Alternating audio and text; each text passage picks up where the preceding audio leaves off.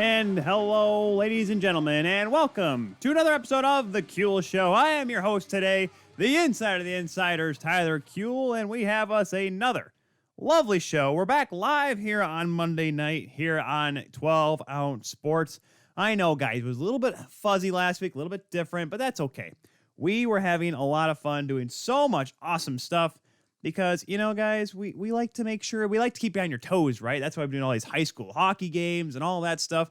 But we're starting this show off with a bang. We'll get to our awesome sponsors here in just a minute, but we got to get to our first guest today, or actually our only guest today. He is none other than one of the hosts of World Hockey Report up there in the plains of Edmonton / Alberta / Saskatchewan, up over there, up in the Great White North. Ladies and gentlemen, welcome back to the show for the who knows how many a time, Cody Janzen. Cody, how are we doing today, man? Hey, buddy. Glad to be here. Doing good. Yeah, so Cody, this was an interesting week. So if you're watching us on 12 Ounce Sports, which means you're watching us on YouTube, Twitter, Facebook, or Zingo TV, channel 761, you'll notice that I'm wearing a Vancouver Canucks shirt, as I literally have a Toronto Maple Leafs mug. And because Cody, I believe I have this thing where if you get owned by a team in a weekend set or a couple game set, you should have to wear their merchandise to let people know who actually beat you, because that's what happened this past weekend with the Leafs and the Canucks. However, Oilers fans should be eating the same kind of crow after the 3 games the Leafs had against the Oilers last week. 1 goal in 3 games for the high-powered offensive duo of Connor McDavid and Leon Draisaitl. And by 1 goal, I mean it was actually Ryan Nugent-Hopkins with the goal, the assist to Draisaitl. McDavid pointless over those 3 games. What was your initial reaction to those games between Toronto and Edmonton? Because it looked like maybe Edmonton was going to jump into first place, but then the Leafs just said no with 3 different goaltenders, mind you. Yeah, I mean, flat out, they just weren't good. That's the simplest answer I can give you. You're at home, you're against the best team in the league, and they're missing their top player and their starting goaltender for 2 of the 3 games. You should be able to at least get 3 points out of that 6 possible, right? So I think clearly they need more out of McDavid and Draisaitl. Again, I still think Draisaitl's playing a little bit banged up, so we'll give him a little bit of leverage there. He hasn't been practicing. For McDavid, I honestly, and I hate to, try pretend to be Dave Tippett here, but I really feel like the inconsistency in line mates is starting to hurt him. It seems like every week his line mates are going into a blender, whether it's Zach Kassian getting hurt, whether it's someone getting traded. I mean, you think back to all the wingers that he's really, got paid in this league, whether that is Patrick Maroon. I think Alex Chiasson had a pretty hot stretch there. It's only something that's not sustainable for 20 plus games. So there comes a point in time when you need consistency, and for the Oilers, they clearly didn't have it. They didn't have that chemistry. They didn't get good enough goaltending. And as you said, you score 1 goal in 3 games. Yeah, you probably shouldn't win any of those. How do you think, because when I messaged you last week, hey, you want to come on the show Monday, it was, wow, the Leafs were so dominant, outscoring the Oilers 13-1, Spezza scoring. And this was with 2 of the 3 games without Austin Matthews, and then you have Michael Hutchinson with a shutout. Jack Campbell with a shutout. Gets injured, though, but still had a shutout. I mean, does it show? I mean, like I said, we'll get to their past couple games, but that little stretch all of a sudden showed everyone, like, listen, the Leafs may not be, we don't know who the best team is in the NHL right now. We won't know until whoever lifts Lord Stanley at the end of the playoffs. But that really showed to everyone for that time that the Leafs were for real. Now, they go over to British Columbia, and everything changes. What do you think was the biggest issue? And obviously that game on Thursday, that's the second half of a back-to-back, and on a travel day as well. What do you think that happened? What happened to the Leafs, you think, when they went from Edmonton to Vancouver, who's been struggling for the majority of the season thus far? Well, usually I think guys would blame the Roxy or something in Vancouver. I don't know when they intended to have their rookie party or not. But no, I think honestly they kind of ran into solid goaltending. You got to tip your cap where it's due. Thatcher Demko was good. For Vancouver, I mean, I watched most of both of those games, and I would say those are 2 of their best games of the season, honestly. So, the Leafs are going to be tired out, as you said. You're back half of a back-to-back. You've just played the Edmonton Oilers, who are very well number 2, number 3 in the North as well. So, they gave them a good run for their money. It wasn't like the score exactly dictated, where all those games were blowouts by definition. So I think they were a little tired. I think they're a little gassed. And I think you kind of you lose some confidence. You go into Vancouver that first night, nothing's going. Just none of the bounces seem to be going their way. Then in the second game, you get up, looking pretty good. I mean, you have a lead, I think, in the third period. I think they were up 2-1. And all of a sudden, a couple of bad breaks go your way. I think Freddie's going to want a couple of those goals back. And, you know, you're in Vancouver. That's a place where, you know, they're supposed to win when they're at home. I know there's not fans. I know it's a totally different environment nowadays, but you're traveling to their rink. Vancouver's a desperate team. Vancouver's a team that is looking pathetic after their playoff run last year. So they're looking to prove something. I mean, they were getting ripped on in social media. And I know a lot of the guys, they try to stay away from social media, which is smart. But again, you can't avoid it when your GM's doing stupid press conferences, really just reading the script. I mean, your coach hasn't done much for you. The most your owner has done this whole season, sent out a couple of good tweets pumping your tires. It's been a terrible season for them. So for them to have a couple of good games, to see Quinn Hughes kind of get going, I think they did it both without Peterson too, and both of them. Demko's been good for them. I don't know. I mean, the Leafs are arguably not even arguably, I'd call them the best regular season team in the league. I just don't know if they've got it come playoff time. I love the additions of Thornton. I love Simmons. You know, I love Muzzin. I love Bogosian. They're all playoff players. So I think they got a lot of potential to really make a serious push this year. But still, regular season wise, no one can keep up with them. That's I think the biggest fear. And as Leafs fans, they've gotten so accustomed to just failure in the postseason, and whether it be getting beat by Columbus or 3 Game 7s to Boston or whatever have, or even back in the early 2000s when Curtis Joseph plays great in the regular season and they play the New Jersey Devils and they get 6 shots in Game 7, whatever it may be, they're used to it. And I think everyone's fear is, even if the Leafs get through the first 2 rounds of the North Division playoffs, they come out and they're in the Final Four, they go up against, say, Colorado or Vegas, or even if they meet Boston again and they get swept. That's literally everyone's fear. But Wayne Simmons is skating back today, so I'm sure the Leafs will like to have him back in the lineup, the big bruiser. But I just wonder, where is everyone? Like, is this North Division starting to go back to being this wild, wild West sort of thing? Because for up until those 2 games in Vancouver, it looked like maybe the Senators were going to jump the Canucks in the standings. In Calgary, with good old boy Daryl Sutter coming back there, but they're still losing hockey games after Jeff Ward was fired. Montreal is a team, and there's Edmonton, but now you have Winnipeg in second place.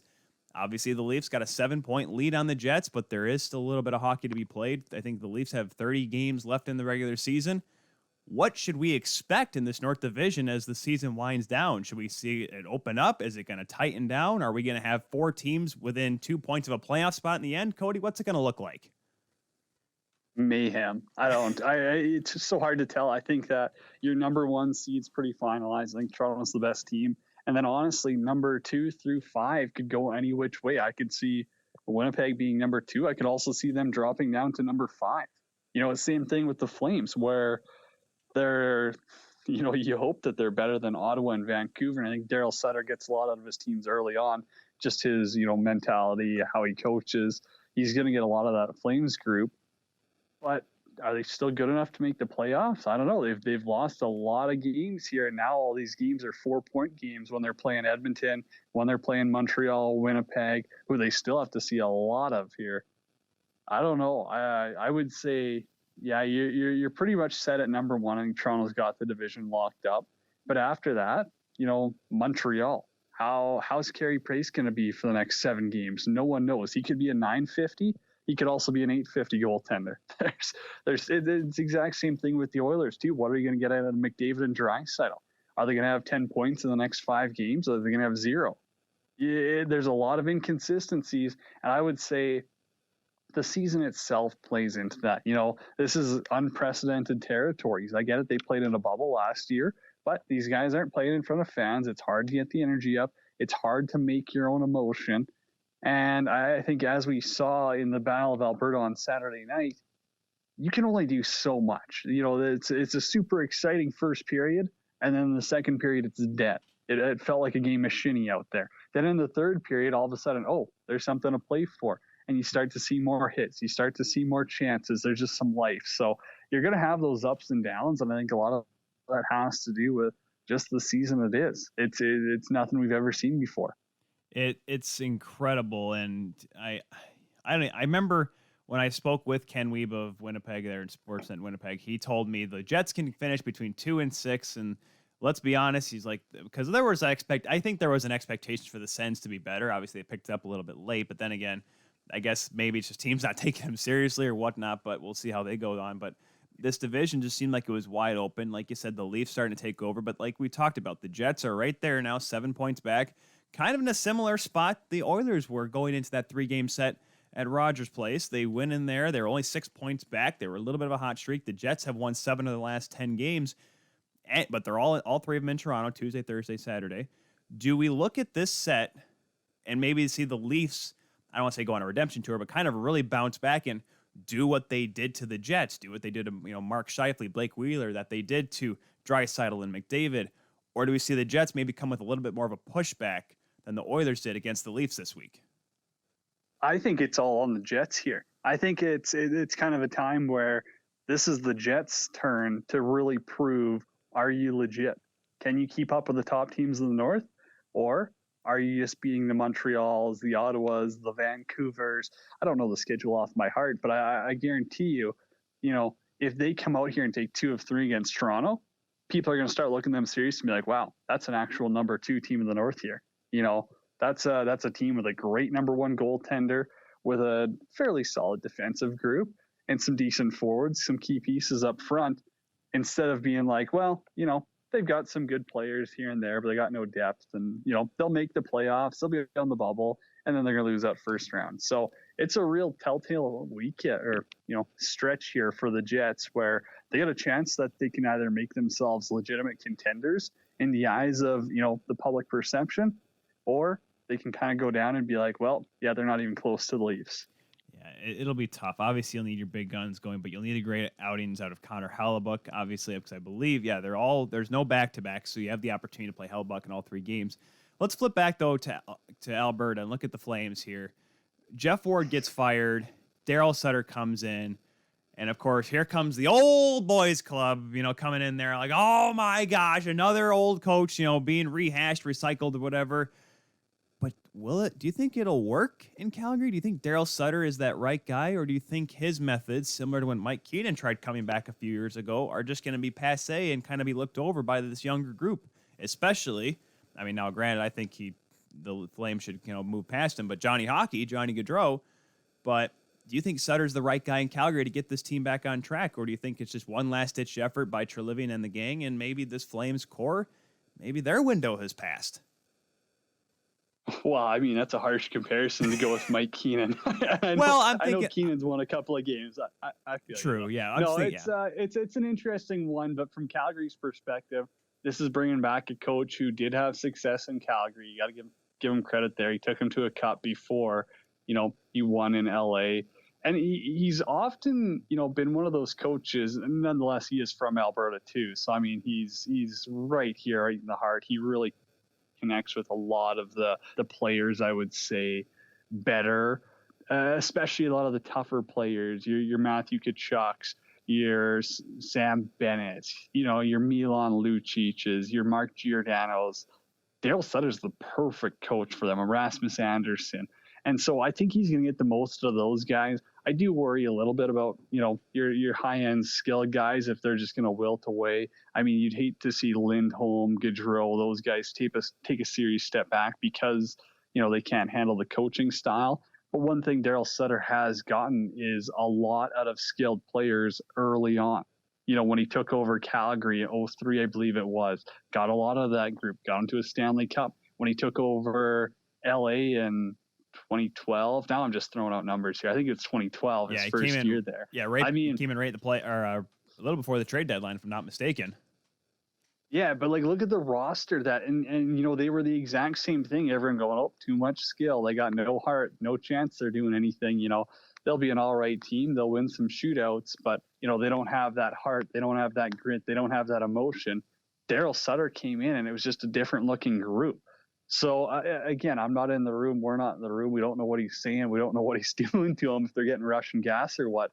But you really got to figure it out in a sense of, hey, if he's that good of a motivator, if the players believe it, then that's great. If this is just Brad Treliving being like, hey, I got one last bullet in my gun here, I got to take a shot at something, and Daryl Sutter is the one he decided to shoot at, hey, I mean, all the power to him. It's kind of, you're swinging for the fences. It's a full count here. I think you give him a 3-year deal too. So you're either hitting a home run and the Flames are going to really turn around the identity of this team, or they're just going to fold and fail and they're best to sell off farm, in which case I think the GM's got to go and you got to bring in a fresh new face to, make the rebuild happen. Yeah, it's going to be really interesting. And Sutter, I mean, of course, Sutter had that 70s line with those Kings, Dwight King, Jordan Nolan, Tanner Pearson. That line just went out there and was meant to like beat the other team into a pulp. And I'm pretty sure the Sedins and co, that President's Trophy winning Vancouver Canucks team, I'm pretty sure they were not too pleased with the bruising that they got in that first round. The Flames they have a couple days off before they get a pair against Montreal, then a couple of Battle of Albertas at home against the Oilers for taking on the Leafs in a back-to-back at home or on the road. So interesting schedule here. Obviously, a couple of chances for the Flames to win if they can turn it back on track. Cody, before I let you go here, this past weekend has been a little bit of a rough one up there in Alberta. I guess across the entire country of Canada. I guess the hockey world as a whole. We lost the legend in itself. He may not have registered a point in the NHL or any pro ranks for what have you, but Walter Gretzky dying this past weekend and overnight, and I'm gonna probably get into my piece after we let you go here. But Cody, Walter Gretzky was a legend. Canada's hockey dad is the phrase we've heard a lot of over the weekend, and definitely true so. And we saw the funeral service yesterday. What are your thoughts on Walter Gretzky and the legacy he leaves behind in the game? Oh, I mean, the hockey world's not even close to the same without him. That's how big of an impact this guy's had. And I mean, over the past few days up here in Edmonton, with Oilers Now and stuff, we've talked to Kevin Lowe, Wayne Gretzky was on today. So you really get to hear those stories of the impact, those stories of what he meant, not just to Edmonton, to Wayne's teams, but to the game as a whole. Everyone saw it. All these communities in Ontario, they saw Walter around the rink. He was willing to talk with people, take pictures, a selfless guy. And I mean, that doesn't even scratch the surface on what he's done in his life. I mean, for how many people he's helped, there's really no way to summarize it other than he's touched the lives of so many people. And I think a huge kudos to that is, you see the very last game at Rexall Place in Edmonton up here. He's here and he gets a standing ovation. This is a hockey parent that, Tyler, I don't know if there's anyone else I could see getting that reaction. I don't know. Like I think about it and I'm like, I don't know much about, Gordie Howe's parents, Bobby Orr's parents. Walter Gretzky was one of a kind. And man, his impact on the hockey world is incredible. And that's why I think people celebrate the life of him. And, it really has been. You got to hear the stories from people who, dealt with him on a regular basis. And I think some of the funny ones, too, was, when the Oilers they'd go through struggles and, they were a wagon back in the day. You think of some of those teams, Gretzky, Lowe, but Sather would call up Walter, when they're doing bad, and he'd actually come. He'd come to Edmonton, he'd visit, and everyone saw, Walter's here. Must be serious here. And so I don't know, they'd bring Walter into the room. He'd bring in the boss, give a speech, maybe he'd just sit in the stands, and everyone kind of knew, like, oh, Walter's here. We got to play good. We got to do something. So there's just so many of those stories, and I guarantee you that, those guys could go on forever and ever about it. But man, there's just no way to understate his importance to the hockey world. And that's why I say, without Walter, the game is completely different. Imagine no Gretzky in the NHL. Exactly. I don't know how else to say it. It's so, and that's, I think, the biggest thing I've learned just listening to, because I listen to a lot of, it got a little news down in the States from some of the hockey community, but obviously it's a much bigger story in Canada. And I listen to a lot of the shows up there, and you just hear the stories, not just from the people that played with Gretzky, not, like Kevin Lowe or Messier, like kids, that are 18, 19 years old that were like, hey, I remember seeing him when I was playing for the Marlboros or at a GTHL tournament. I ran into him and he was signing autographs for hours. And I'm like, this guy transcended generations. And there's not many players that have transcended generations, let alone figures like Walter Gretzky. That's, I think, right there is the legacy. And, just the fact of how important he is that everyone from the age of maybe 85 all the way down to, the kids that are playing Bantam Prep or whatever that know Walter Gretzky and know how important he is to the game. I think right there is, if there's anything you ever say about Gretzky, Walter Gretzky, I think that right there is the telltale sign of how great of a man he is. That's spot on. That is definitely. And I'll get my piece here in a second. But, Cody, I know we got to let you go here. Thanks for stopping by once again, giving us your take on the North Division. Calgary is going through some struggles, but they got a new coach. Vancouver is, I don't know. The Leafs apparently are the best team, but they've shown that a couple teams can stun them. And it's a wild, wild North Division, man. It's going to be interesting to see how it ends.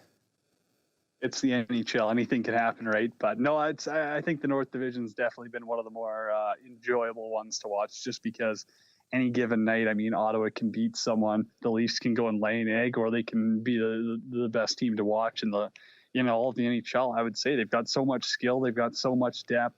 We really don't know what happens, but I'm excited for the playoff push here. There's kind of a little bit of a lull right now where you're like, we're at that point where the season opening, the hype is worn off, and now you're in that mid-season lull. So once we get closer to playoff time, I think it's going to be awesome. It's going to be great. You can be sure to follow World Hockey Report at World Hockey RPT. Check them out. They're right here on 12 Ounce Sports all the time. Cody, you guys are doing a great job up there. Keep giving us awesome content and bringing on great guests like you love to.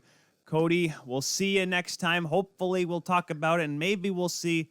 I want a tight playoff race. I don't want it to be too tight for one team. Not the team on my shirt, the team on my Tervis here. That's the team I want a little out in front. Even though the third round, I'm still looking at that. I'm like, well, if we get there, I'm still nervous. But we'll see. It's going to be exciting. But we'll definitely see you soon, and definitely chat down the line, Cody. Appreciate it, man. Take care.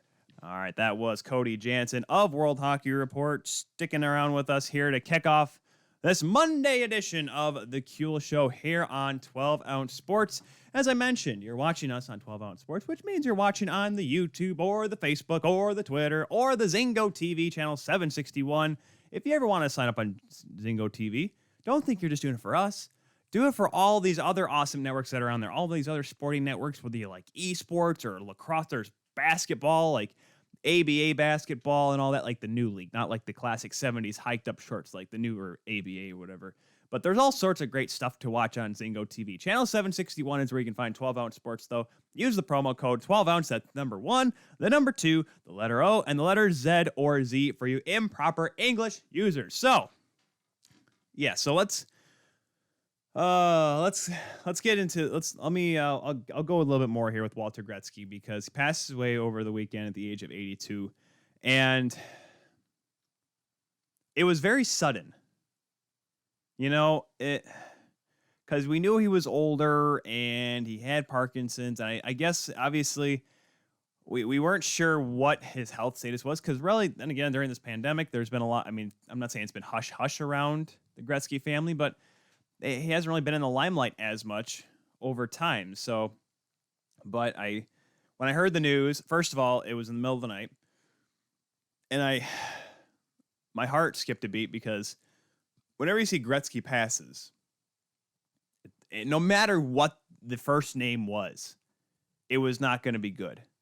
And we saw it was Walter, and it kind of put a lump in my throat, and I'll be honest, because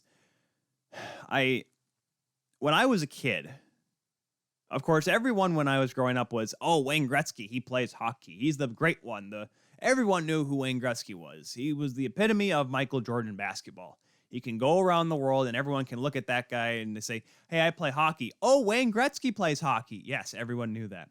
And so when I was a kid, I studied up so much on him, because for some reason, everyone wanted to have a project, or everyone wanted me to talk about, like, because they knew who Wayne Gretzky was. Wayne Gretzky, and here in Michigan, Steve Yzerman.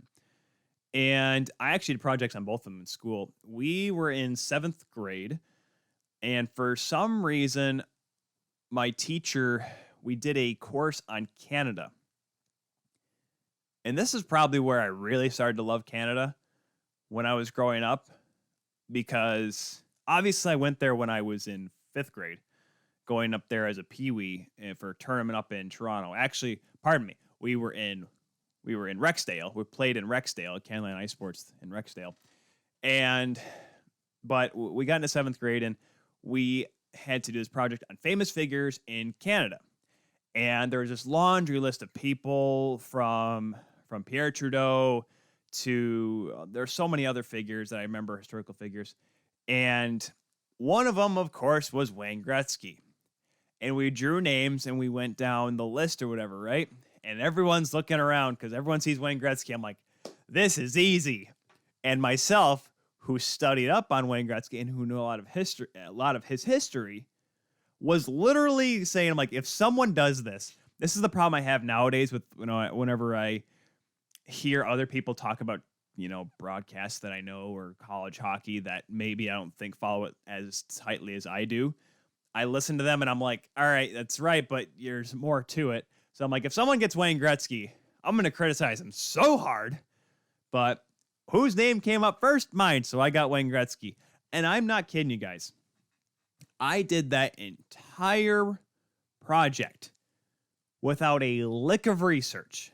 I think I may have looked up some of the fine statistics, like the 1,072 career professional goals, 894 goals in the National Hockey League, 215 points, the most ever in the NHL single season history, like those finer details. But in terms of his story, I knew a lot about it. And it started off with Walter Gretzky in the backyard in Brantford, just flooding the ice. And I saw a cartoon, a little comic strip that came out over the weekend, and it was up on a cloud, up in heaven, Walter Gretzky with his wings on, watering the ice. And I'm like, all right, the boys up there now have a good clean sheet to play on. And because he was the epitome of a hockey dad. And he was it was a hockey dad to not just to Brent, to Wayne, to Keith, to his kids, even though he was so proud of all of his kids. It's the fact that he was a hockey dad to anyone that asked him for advice. Even if it was another hockey dad. Walter, my kid's 7 years old and he wants to get better. What do I ask him if he's like the coach? And we just talked with Cody how Glenn Sather, Hall of Famer Glenn Sather, coach and general manager of the Oilers back in the day with the Rangers now. Look what he had done. He brought in Walter to help the team. Walter wasn't a coach. He wasn't a general manager. He wasn't an owner. But he was such an important figure that had so much respect around the league, around the game, that his word was firm and it was gold. It did not matter what the context was. Walter, how do you think Wayne played tonight? Played really well. The team looked good. A couple things here and there. Walter, minor hockey's getting a little expensive. Well, it's tough. That's why we're trying to raise money. He did so much for the game, so much charitable work for the game, so much charitable work around Canada, not just regarding hockey. He had done so much, and I'll be honest with you. There should be, there is the builder section in the Hockey Hall of Fame. There is no reason why Lanny McDonald and company don't make an exception for Walter Gretzky to be in the Hall of Fame. Yes, you're right. Did he ever be a GM for a Stanley Cup champion? No. Did he ever play in the NHL and maybe broke ground and No, he did not. Did he ever coach a team? No, never did any of that. But he was such an important figure in the game that when he passes, it was a national tragedy. That right there should be the reason why he gets the nod to go into the hall. Whether it be he sits in the Great Hall, the Grand Hall with all the other players, or he gets a special little section to himself. Whatever it may be, he deserves a spot in downtown Toronto on Front Street. There's no question about it in my eyes. There's a reason why there's this Gretzky banner here behind me in the studio here at TKS. Because had it not been for Walter showing this young kid named Wayne to play the game a different way and play it in a better way, I don't think he's on this banner. The record books may have been rewritten, but it wouldn't have been done by one guy. It is a completely incredible legacy that he leaves behind, and the game hurts for it, and our thoughts and prayers are with the Gretzky family and all those that he touched over his great life. 82 years old, Wayne Gretzky. We're going to take a break, folks, here on The Kuehl Show. When we come back, we'll have more hockey news and more here on TKS. We'll be right back.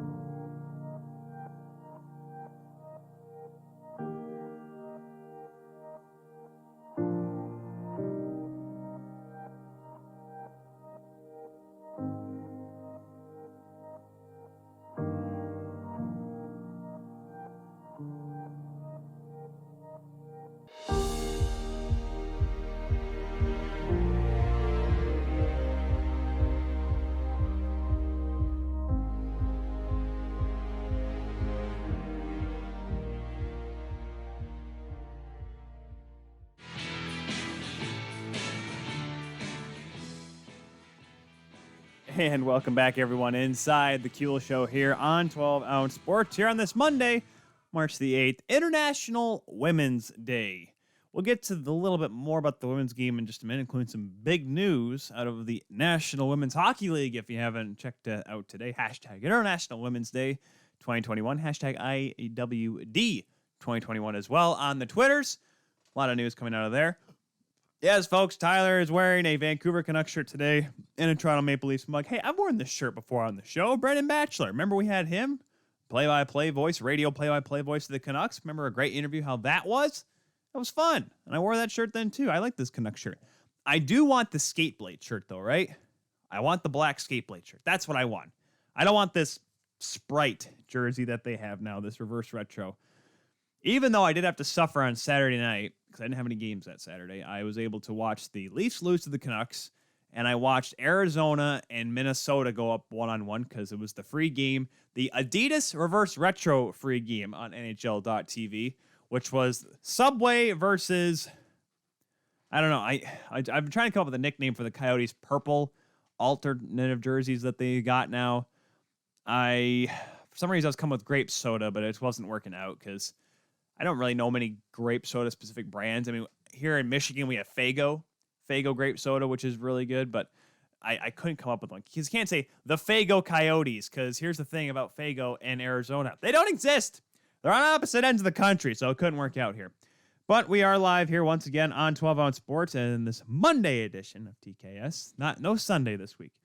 Mainly because, A, it's not the anniversary, and also the fact that, B, this is our normal time slot. I think we should honor that time slot here on 12-Ounce Sports. Obviously, if you can't catch all the episodes today, that is okay. Just be sure to check out the replay tomorrow on the YouTube channel, The Kuehl Show YouTube channel. Hashtag TKS, at The Kuehl Show on Twitter, Facebook, and Instagram. Be sure to follow us there for all of our awesome news because we've been a little busy over the last couple weeks. I've been doing this high school hockey thing because I get a little bored and get a little bit of money for it. And it's been kind of fun because high school hockey doesn't get a whole lot of publicity here in West Michigan. Doesn't get a whole lot of publicity in Michigan in general, let's be honest. There is some on the east side of the state, and usually high school sports in Michigan. Like most parts around the country, it's basketball and football, and it's about it. Minnesota, obviously, is probably the high school hockey mecca, a little bit up in the Northeast as well, in the New England area. But Michigan doesn't get a whole lot of love. Let's put it this way. I reached out to a couple teams, and they're like, Tyler, we can't pay you, Tyler. Well, why not? Well, no one pays for this sort of thing. We don't know what to do. This is unprecedented that someone wants to come broadcast a high school hockey game. And I'm like, well, okay, I'll find a different one then. And because there are some teams that are like, oh my gosh, yes, let's get this guy. Because I'm going to be doing like the Michigan High School State Championships here at the end of the month. And I got the ACHA Nationals coming up next month. So I'm like, I kind of know what I'm doing. So it's like, hey, yeah, if you want, I want more work. And that's how we do it. So with that, let's move along here. Like we said, we'll get some more of the women's hockey talk in hour 2 of the show today. And of course, I forgot to mention this because Cody Janzen came on right off the top. We got to thank our sponsors for today's show here on TKS on 12 Ounce Sports. MyBookie.ag down there in the corner, right down there. Be sure to check it out. You saw the commercial there. Sign up using the promo code 12 Ounce Sports, 12OZ Sports. Go on there. Sign up for free. Win and get paid on MyBookie.ag. NBA going up the wazoo. Obviously, the NHL as well. Baseball is coming back before we know it, folks. There we are. The playoffs are in view on the NBA and the NHL as well. Lots of chances to make money on MyBookie.ag. Sign up using the promo code 12 Ounce Sports. Win and get paid with MyBookie.ag. Also, Second String Leather Company up there in the corner. Get in there. SecondStringLeather.com. 65% off select wallets right now. Get on there, guys. I have a cool waffle board wallet. They got Brian's Beast wallets. They got Darren Pang's old, cool looking, but he didn't play well in them Chicago Blackhawks pads. They got stuff from Kevin Weeks when he was at the Islanders, Mike Smith with the Tampa Bay Lightning, NHL goaltender gear turned into everyday items on SecondStringLeatherCompany.com. #crafted from the crease. Also, if you like their stuff, there's cool swag that you see quite often on the show, and you want some more cool stuff, well, check out this. How about the Teespring official Teespring website for the Kuehl Show merchandise? Teespring.com/store/The Kuehl Show with the -Kuehl-show. I mean, you can obviously copy and paste it from the description of the video, the replay of the podcast as well on your favorite podcatcher. Click it or copy and paste it and get on there. Get your t-shirts, your crew necks, your hoodie sweaters, your long sleeve shirts, all your cool stuff. And if you ever have a suggestion for something you'd like to see on TKS, let us know. I'll make it because we can have that ability on teespring.com/store/The Kuehl Show. So, here is the part of the show that I don't say I had a lot of build up today, but for those that follow us on the social medias, we posted out the show posted out today that I was on a little bit of lack of sleep heading into today's show. Had a game late last night, 8:00 puck drop on a Sunday. Sunday night hockey without Carrie Underwood, unfortunately. Mike Fisher's wife, who she is. And I had to pull the morning shift at the radio station I worked at this morning, which means I had to be up at 2 a.m., which means I got about 2 hours of sleep. And I think I had 5 cups of coffee during the shift. Came home, worked out, but then I was able to take a nap. So I'm a little bit rested. I didn't even have coffee today before this show. A, because I have to do the morning shift tomorrow and I want to go to bed after this show. B, I felt rested, which is why I wanted to make sure I went into this next part with a little bit of a clearer head. Because the past week across the National Hockey League, obviously we've had some great games. Minnesota has been having some great battles. They're showing like they're a team in the West that could possibly win the division. I had to pull myself away from the mic so I didn't scare some people. And then you have in the Central Division, Tampa and Chicago. This ain't 2015, kiddos. Tampa and Chicago battling in a couple of very tight games, overtime games. Anaheim and Colorado. It's looking like 2003 Anaheim, Colorado. Looking like 2006 and 7 Colorado and Anaheim over there. But those two good teams going back-to-back overtime games. In the East, we have Boston and Washington. Guys, you know what? We should make that one the highlight, the headliner for this little next segment of TKS. The NHL Department of Player Safety It's a thing, guys. If you haven't heard about it on this program before, let's go back to early last week. After we did our Sunday show, the Carolina Hurricanes were taking on the Nashville Predators. UC Saros, the goaltender for the Predators, plays the puck behind his own net. I forget which period it is. Unfortunately, I don't have that great a photographic memory, but I just remember this play happening. Saros plays the puck, and Nino Niederreiter, the Swiss Superman himself, and a little bit of a pest, comes behind the goal and does a little bit of a drive-by on Saros, catching him in the old noggin. Saros was okay for the most part, but was definitely hit in the head directly. What does Nino Niederreiter get? He gets a $5,000 fine, the maximum allowable under the current CBA. And then we had an incident with Brett Pesce, Carolina and Detroit. It's just, I'm watching this one live too, because I have my Roku, which has Fox Sports Detroit, so I was able to watch it. And there's just this play going along, and all of a sudden, Brett Pesce decides he's going to kick the feet out from underneath Robbie Fabry of the Red Wings. What does Brett Pesce get, kids? $5,000 fine, the maximum allowable under the current CBA. We also had, in the game, between the Washington Capitals and the Boston Bruins, Trent Frederick trying to get in Alexander Ovechkin's kitchen. What happens? Ovechkin gives him a little cowbell, a stick between the legs, right into the family jewels of the Fredericks. What does Ovechkin get, kiddos? $5,000, the maximum allowable number under the current CBA. Now, that's not where exactly this whole story ends, obviously, because I'm not going to go full tilt on everything that happened, because obviously there is a lot to look into here. But we did have a couple of suspensions last week. As I'm quickly just searching a name here before I go too far here, because there was a hit last night that I missed, that I forgot. As I'm looking here, don't worry, I'm coming around here, guys. I am coming around. A maximum allowable under the current CBA for all of these, for the ones I just mentioned. Blackhawks. I forget the name of the guy. Player suspended. Here we go. Connor Murphy last night. There it is. Connor Murphy hits Eric Chernick. Or, yes, he hit the guy who will not be suspended. Oh, goody. Great. So Sunday's game between the Blackhawks and the Tampa Bay Lightning. Eric Chernick has the puck behind his own net for the Bolts, and he gets hit high by Connor Murphy, who gets ejected from the game. Connor Murphy, who had not actually had any prior discipline, was kicked out of the game in the second period for an illegal hit where he clearly left his feet.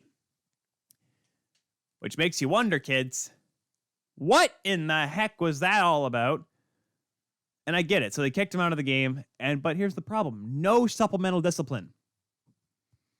But yet, Joachim Blichfield of the San Jose Sharks catches Nathan McKinnon with a high hit.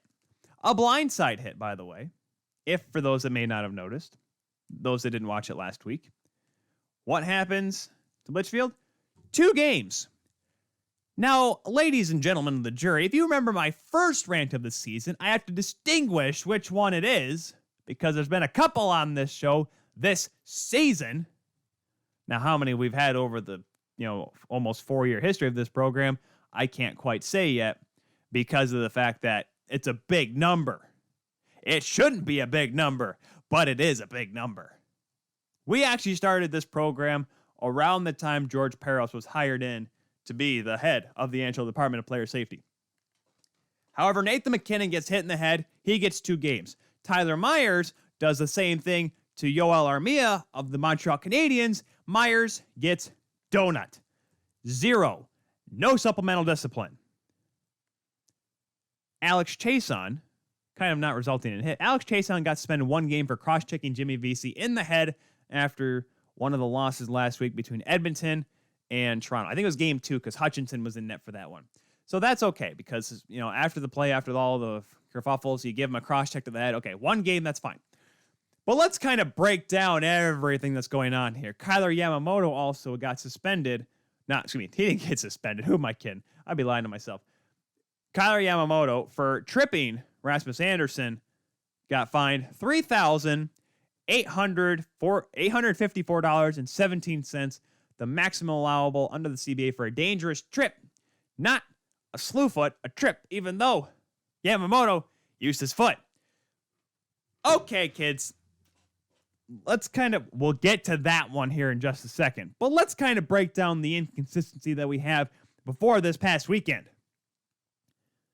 Let's go for actually, no, we'll do the Washington-Boston thing double together.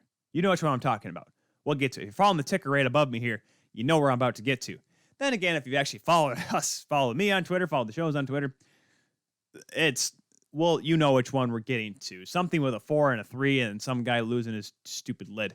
But here is my problem. First with the Nino Niederreiter, Brandon Ansaros. Nino Niederreiter has been fined before. And I thought goaltenders were not fair game when they're like in our trapezoid behind the net. He played the puck and he gets hit. Incidental contact was the ruling for the only it being a fine.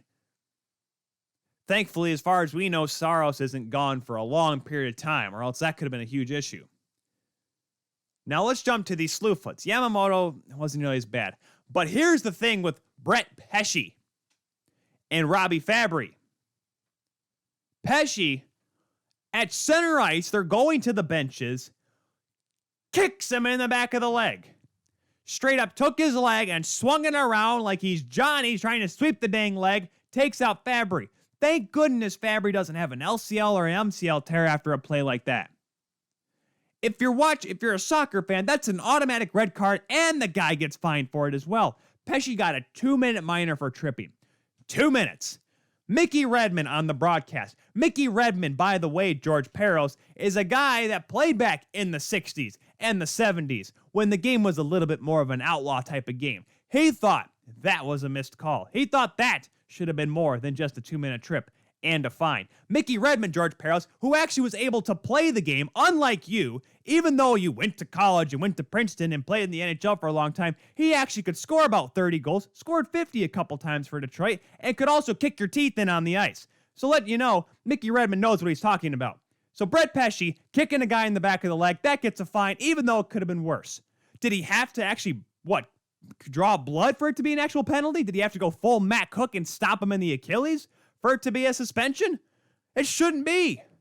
It shouldn't be the case when you kick someone in the back of the leg. You ever actually poke someone right behind their knee, they collapse. Let alone kick them with your leg, your 210-pound hockey player kicking someone in the back of the leg trying to injure them. An intent to injure play only gets a 2-minute minor and a $5,000 fine.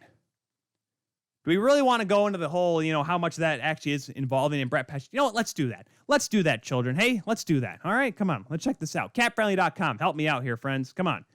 Let's pop it up here. Should have done this before the show, but you know what? Let's quickly make things happen here on TKS. Jump over to the Carolina Hurricanes page. Brett Pesce, he is getting paid this season. Just checking it out here. Brett Pesce, he's getting paid $4.025 million. We're doing this math live, folks, because unfortunately I didn't want to come up with a number because, you know what? Why not? Let's go here. Calculator. All right.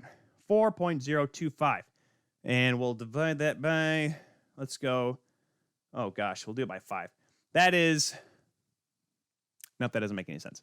You know what? We have to do the full number. 4.025 divided by 5.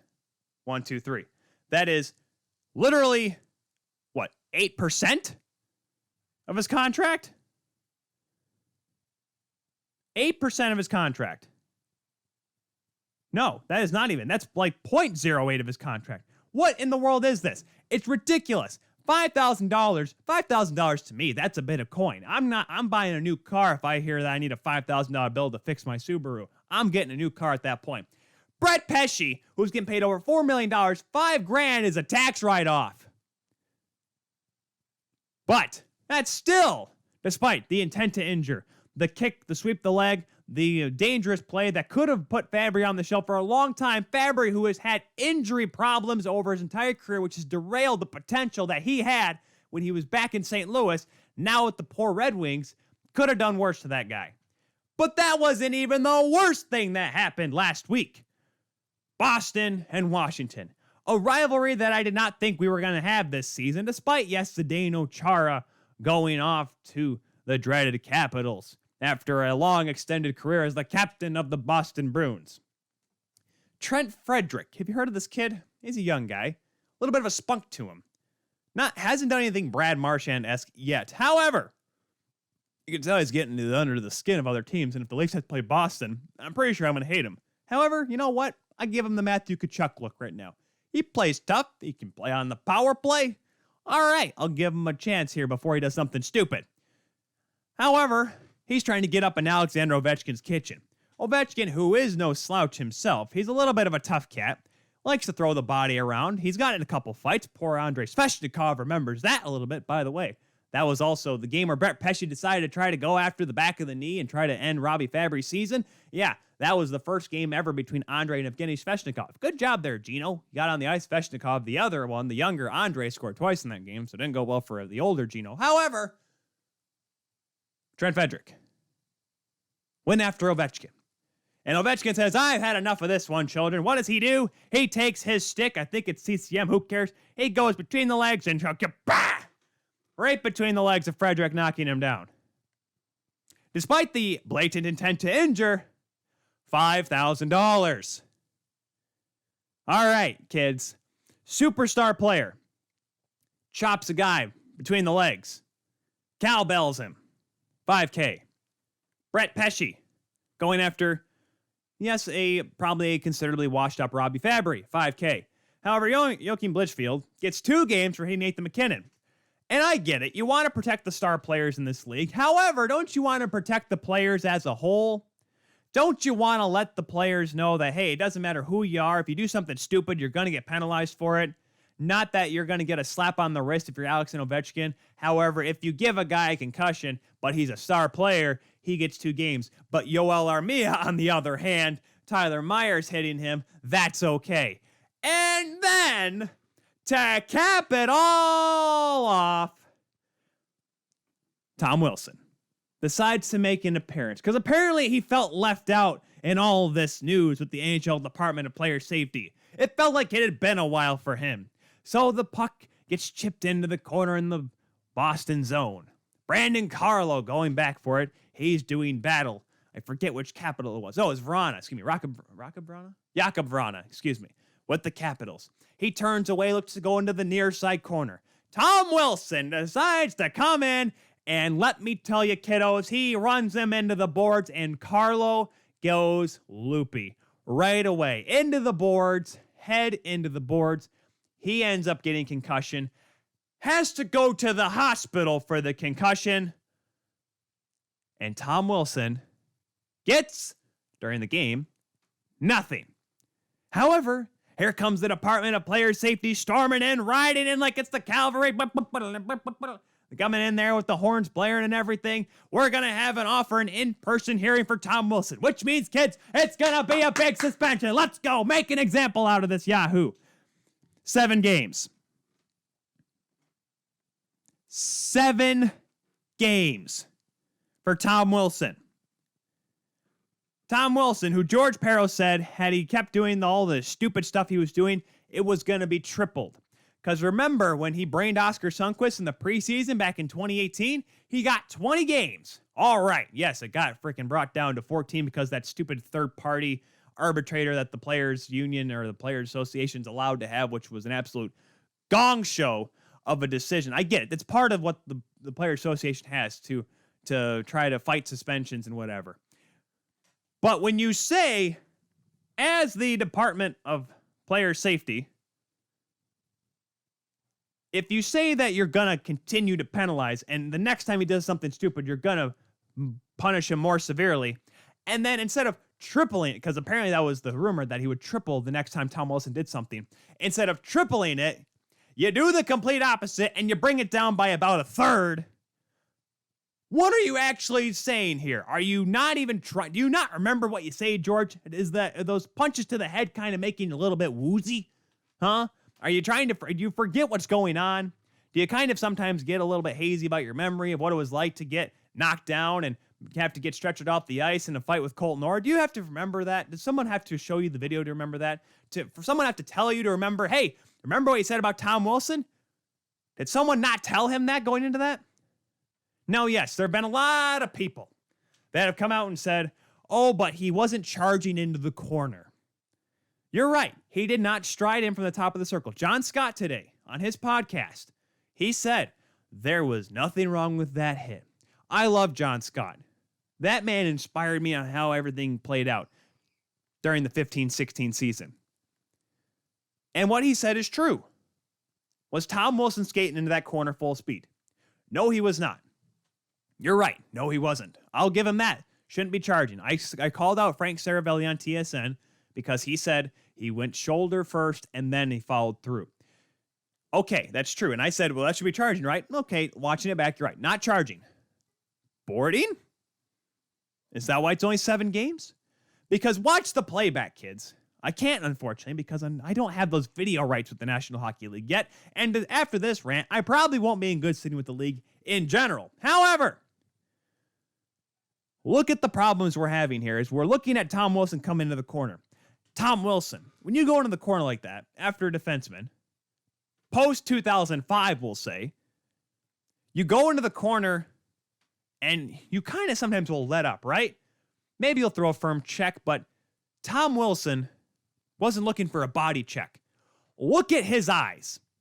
Watch that play in slow-mo and tell me that Tom Wilson isn't trying to see if Brandon Carlo has any earwax hanging out of his ear. He is looking right for that visor of the Boston defenseman. Don't tell me that Tom Wilson wasn't looking for something. Don't tell me that Tom Wilson had the bullseyes and going right for the noggin of Brandon Carlo. Because if he wasn't going for the head, I don't care if the fact that, oh, he hit his shoulder first. Yes, because Brandon Carlo has a big wingspan. He's not a small guy. He's got these long arms, so that's why it hit him in the shoulder first. But look where Tom Wilson followed through into. If you're going to go for a body check, you angle him off. You don't go full speed into the boards like you're playing NHL 21 and you're only going to get a 2-minute boarding call because it's a video game. Tom Wilson was deliberately going in that corner, and he knew what he was doing. Don't tell me he didn't charge because he wasn't skating into the corner. Don't tell me he got shoulder first. That's why it's not a head check. Don't tell me any of this Bush League nonsense that Tom Wilson didn't know what he was doing when he was going to that corner. Good on Jared Tenorti, who was only playing in his second game with the Bruins, by the way. Jared Tenorti, former Montreal Canadian, stepping up for his new teammate, who had to go to the stinking hospital. But it's only 7 games, though. And I don't want to hear any of this, oh, it's a shortened season, it's a prorated suspension. Bull! Absolute bull. There is no excuse. Rafi Torres' career is over because of the fact he continuously got suspended for high and dangerous hits. Tom Wilson's allowed to play in this National Hockey League because the league continues to give him pass after pass after pass. But that suspension against Sundqvist, Tyler, yes, and it got shot down. It got chopped down to 14 games. But yes, it was 20. And I said it before. That was the one time that I thought George Parros was actually trying to do something. After the absolute laundry list of players that Tom Wilson left out in the 2018 playoffs. Zach Aston Reese. His face had to be reconfigured after that hit in that series against Pittsburgh. Don't tell me that Tom Wilson is a better player than he used to be. Is a cleaner player than he used to be. I'm sorry. When Ryan Reeves dinged him a couple years back, I'm sorry that I kind of smirked a little bit when it happened. I don't feel bad for that. Because Tom Wilson has an absolute computer sheet long list of players that he has gone after with high dangerous hits. If Tom Wilson was a foot shorter and maybe 25 pounds, 50 pounds lighter, you're right. Maybe we're not having this discussion because he doesn't hit guys as hard. But he's 6'4", 220? He's coming around. He's the same size as an NFL tight end or linebacker, absolutely teeing off on players with high hits. Carlo has to go to the hospital. It was known that he was transferred to the hospital before the hearing with Tom Wilson by the NHL Department of Player Safety. And for some reason, it was still only a 7-game suspension. He should be done for the season. The regular season, if you really want to get into that, because then at least be like, 30 games at that point. If you really want to do that. But allowing a guy to show up in a couple weeks, gutless. Absolutely gutless. And the fact that there wasn't even a boarding call on the ice during the game. What are the refs looking at there? Is it because Carlo actually was kind of able to get up on his own? Oh, it can't be that bad, guys, because clearly Carlo, who's being monitored by training staff as he's got the gosh darn deer in the headlights look as he's gliding off the ice. Paul Correa is probably watching that thinking to himself, man, I remember exactly how that feels. Hello, Scott Stevens. Nice to see you. How you doing? That has happened before in this league. It's not 1995. Players should be protected better than they are now, but the league continues to allow these players to run around with a chicken like their heads cut off so they can try to take other players' heads off, like Tom Wilson, and they still having a laundry list of players having to have concussions. He's week to week. Hopefully he's only week to week after going to the hospital. I can't stress that enough. Leafs fan, guy wearing a Canuck shirt, defending a Boston Bruin. Because unfortunately, there's someone's livelihood that was at stake because the league lets some dumb schmuck run around without any possible reason for supplemental discipline. They let him run around because he knows he can get away with it. And the gall, the unmitigated gall of Alexander Ovechkin to come out and say, that was a joke. That suspension's a joke. Peter Laviolette, well, I hope we have him back the next game. Are you all stupid? What's in the water there in D.C.? Holy cow. If you think that's a joke, Ovechkin, why? Because Trent Frederick got it in your face a little bit and would show that he was not afraid to play against the great 8 Alexander Ovechkin. Kick rocks with flip-flops, Ovi. I don't care if you think it's a joke. Just because of the fact that you're not the one that got hit. God forbid. Oh my gosh, could you imagine? Let's just say let's think hypothetically here. Tom Wilson isn't a schmuck that plays for the Capitals. He's a schmuck that plays for, we'll go with Boston in this scenario. Okay? Jack Edwards on the call. Here's Ovechkin coming across the middle. Oh, and Tom Wilson catches him up high. Ovechkin does a backflip. Oh man, he looks like Mark Savard, but since it's a Boston Bruin and it's Ovi, oh man, who cares? Because that's probably what Jack Edwards would have done. However, Tom Wilson, because he hit a guy like Alexander Ovechkin, that's probably 50 games, right? Because he hit Ovechkin. He didn't hit Brandon Carlo, despite being a good, solid defenseman in his own right. I'm sorry, Ovi, that we've learned over the past week with your lack of a suspension for trying to go after someone's family jewels that you don't get suspended. I'm sorry that you're a protected player in this league, because a lot of people, myself included, want you to go after that goal, the all-time NHL goals, going after 900 goals in the league, because we think you can do it. However, with your judge of character, we hope you don't. We hope you go back to the KHL when your contract ends. Because if that's how you think the game should be played, all right, go play for the Mafia there back in Mother Russia. Go ahead and do that, because clearly you don't care about the safety of other players. Imagine if Nicholas Backstrom gets brained. Next game against Boston. He comes down the wing, cuts across the middle. Charlie McAvoy catches him up high. But McAvoy only gets 6 games for knocking out one of your best players. What are you going to say? Oh, it should be more. Or however the heck his accent is. I'm not going to try to do a Russian accent. But he should be more it should be a longer suspension for that, right? I'm sorry. Oh, shoot. Did Backstrom go to the hospital too? You're right. Backstrom's a star player in this league. That would actually get a viable suspension. Unlike the hit Tom Wilson puts on Brandon Carlo. Only 7 games. There is no consistency with this Department of Player Safety. Every single week, every single questionable hit just proves that George Peros with an Ivy League degree has the same education as a junior college associate's degree. I don't get it. Book smart or street smart? He's clearly not street smart, because I would think that would make sense that Tom Wilson should get suspended for a couple more than 7 games. Oh, it's prorated. It's only a 56-game season. Kick my absolute stinking fat boulder with open-toed shoes. Trying not to say kick rocks with flip-flops, because unfortunately you can't say the same thing twice. But I pretty much just did. Regardless, I don't understand the malfunction with this Department of Player Safety. Clearly it's a lack thereof. Clearly, they don't care if a player goes to the hospital. Oh, it's a case-by-case basis. Well, Tom Wilson has a list of questionable hits, suspensions, fines, what have you. This is not his first offense. This is not his fifth offense. He has had a multiple number of offenses over his, let's be honest, still fairly brief career. Yet, God forbid, you actually punish the man for what he deserves. The NHL Department of Player Safety. Here I am again, saying it. I'll say it before, I'll say it again. Fire that whole thing, burn it down to the ground, and start over. Build up from its ashes, because I'll be honest with you guys, it doesn't make sense with the list, with the group they have now. I'll never understand it. I truly never will understand it. We'll take a break, folks. I'll simmer down a little bit. Thank God there was no coffee involved, because that could have been a lot worse. Take a break. When we come back, talk some more hockey.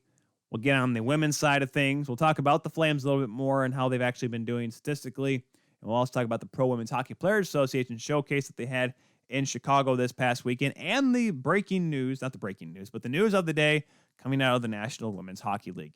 We'll take a break, and we'll come back with more of the Kuehl Show here on 12 Ounce Sports.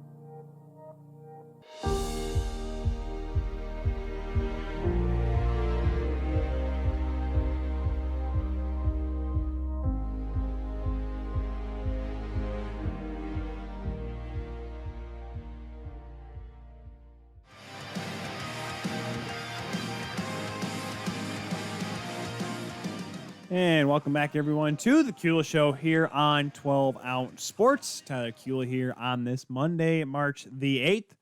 Band you just heard is the band you hear on our title song, Mondays. It's called by Onlap, Mondays. It's a perfectly suited tune, apropos intro music and outro music for the TKS because, well, we're here every Monday night. Apparently, I scared the dog in that last segment. Scared Wixie girl, Haley Wickenheiser Kuehl. Because apparently when I start yelling and screaming like that, apparently she gets a little bit nervous. And apparently all the clapping I did spooked her. So on behalf of all the puppers in the world, I do apologize if you're watching at home or listening and you just start hearing someone starts clapping and screaming and your dog starts running for the hills. I do apologize. On that front, I don't know. I really hope, I really truly hope everyone, despite as fun as it is to yell and scream at people, I don't want to do that again. It's the third time I've gone after the Department of Player Safety this season. It's really getting annoying at this point. But let's jump around now, hit up some news and notes at this time. So we talked a little bit about off the top of the broadcast that with Cody Janzen, the Calgary Flames, firing Jeff Ward after a very lackluster start to this season, and Daryl Sutter taking over. This is not just Daryl Sutter coming in for the interim to try to figure this team out for the rest of the season. No, nay. 3-year contract signed by Daryl Sutter. This is a marriage that's going to last a while now, kids. And I'll be honest, when I'm talking with Cody, you're right. Maybe this team will work and will thrive under Daryl Sutter. Because they have the guys that like to play Daryl Sutter hockey. Not just the Giordanos, the Lucics, the Andersons, but the Matthew Tkachuks. And, a little bit of Sam Bennett, a little bit of zest in there with Mr. Bennett. a guy that's been healthy scratch throughout this season because of his, I guess, not fitting the mold for Jeff Ward standards. So now it is the game now of trying to turn this team back around. Daryl Sutter's first practice with the team will be on Tuesday. Sutter's been kind of sitting on the outside, A, testing to make sure he can be on the team, B, also just trying to figure out what he should do to try to help this team turn things back around. The Flames are 3-5-2 in their last 10 games. They lost their third game to the Senators recently. Yesterday, they are sitting at just a couple points, only 3 points out of a playoff spot right now behind Montreal, sitting fifth in the North Division, the Scotia North. They're not out of it. They just need to figure it out. Does that make sense? Like I said, they have a little bit of an interesting stretch here. They have 2 games against Montreal, which will be vital now in this playoff push, given the fact that the Canadiens are the team that's holding that 4th spot at the moment. Then you have a couple against Edmonton, the Battle of Alberta, an opportunity to really show maybe in the short term if this team has been quickly turned around and maybe will be able to figure things out to show that they can get back in a playoff spot. Because if they can play well against the Oilers, well, there you go. That's exactly what you need. But then you go to back-to-back on the road against Toronto. Calgary and Toronto had a couple of close games that Calgary actually won in Toronto last month. So the Flames have shown that they can play against the Leafs. They can force them to play a little bit uncomfortable hockey. So I think Calgary has that going for them. A lot of hockey to be played. A lot of hockey to be played. Despite we're reaching the halfway mark of the season, the regular season. I want to think that the Flames can turn it around. I love the chaos in this Scotia North Division. Not Scotiabank North Division. Scotia North Division. And just checking Twitter here to see how the comments are. Nick Alberga just tweeted this out. Nick Alberga, who we had a couple weeks ago here on TKS. 6 games on this Monday on the National Hockey League. 0 at 7 or 7:30. Which is hilarious because the league has done a really good job of making sure there's like 10 games at 7 or 7:30. But now there's none. The first one tonight is technically an 8 o'clock puck drop up in St. Paul, Minnesota, taking on Vegas. We'll get to that when we get to our what to watch for here in the latter half of the show this evening. But yeah, it's a little bit tough because usually I'm used to having a game on in here, whether it be the Leafs or whatever the game is, the free game on NHL.TV or ESPN+. Yes, folks, I know. How dare you, Tyler, only do the cheap games? Well, you got ESPN+. I got ESPN+ for a couple of reasons. One, you get to watch whatever you want, ESPN-wise, the 30 for 30s, but you also get to watch college hockey, at least the ECAC, and Liberty University as well, their ACHA team, because they're always on there. But also, you get NHL games throughout. And in a normal year, hopefully this year, fingers crossed, you get the CFL as well. That's what I'm really excited for. You can also watch cricket as well. Cricket! Yeah! I don't understand it, but it looks fun. And also, I got to watch the Briar as well. That's going on right now. And I should probably turn that on, actually. But let's jump around. So go back to the North Division as I reach awkwardly around everything to turn stuff on here in the studio. I'm intrigued to try to figure out what is happening with the Montreal Canadiens. Montreal, who is a really good hockey club, but they just haven't played like it recently. I picked them to finish second in this division, and this was before the season. Now, granted, yes, I had incredibly low expectations for the Edmonton Oilers. I picked the Edmonton Oilers to finish last in this division, guys. I picked them to finish last because I thought Koskinen and Smith, not a chance. I thought Ottawa, Kachuk, with Matt Murray as the goaltender, and Goodbranson on the back end, and you have Tim Stutzla, Kachuk, Thomas Chabot. Ottawa's going to be great. Now they've started to play a little bit better as of late, but losing Hot Sam Bacho out of the lineup for a little bit didn't help, and Matt Murray's sub 900 save percentage wasn't doing them much good. So, regardless of the fact, they're not playing well, and that leads to the firing of their goaltending coach, Stefan Waite. And which is very odd. But obviously it wasn't working out between Carey Price and Stefan Waite. The reports coming in from multiple sources that I know, they're saying that it wasn't Carey Price outright coming to Bergevin and saying, I want him gone. It was a mixture of the goaltending has not been good. And I guess there have been visual disagreements and philosophies between Price and the goaltending coach Waite. So it's interesting what they do from here. Sean Burke gets hired in. I don't think was he hired in as the goaltending coach? He's hired in to help out. He was a goaltending consultant and a pro scout for the Canadiens, while also being a big part of Hockey Canada for their recruitment for the World Junior programs, the World Championship teams, and is being looked at as possibly being a guy that's going to be a big part of Team Canada's 2022 Olympics roster. So for him, it's a little bit of a step back because Burke, I know Sean Burke I'm talking about, really wants to be a GM in this league.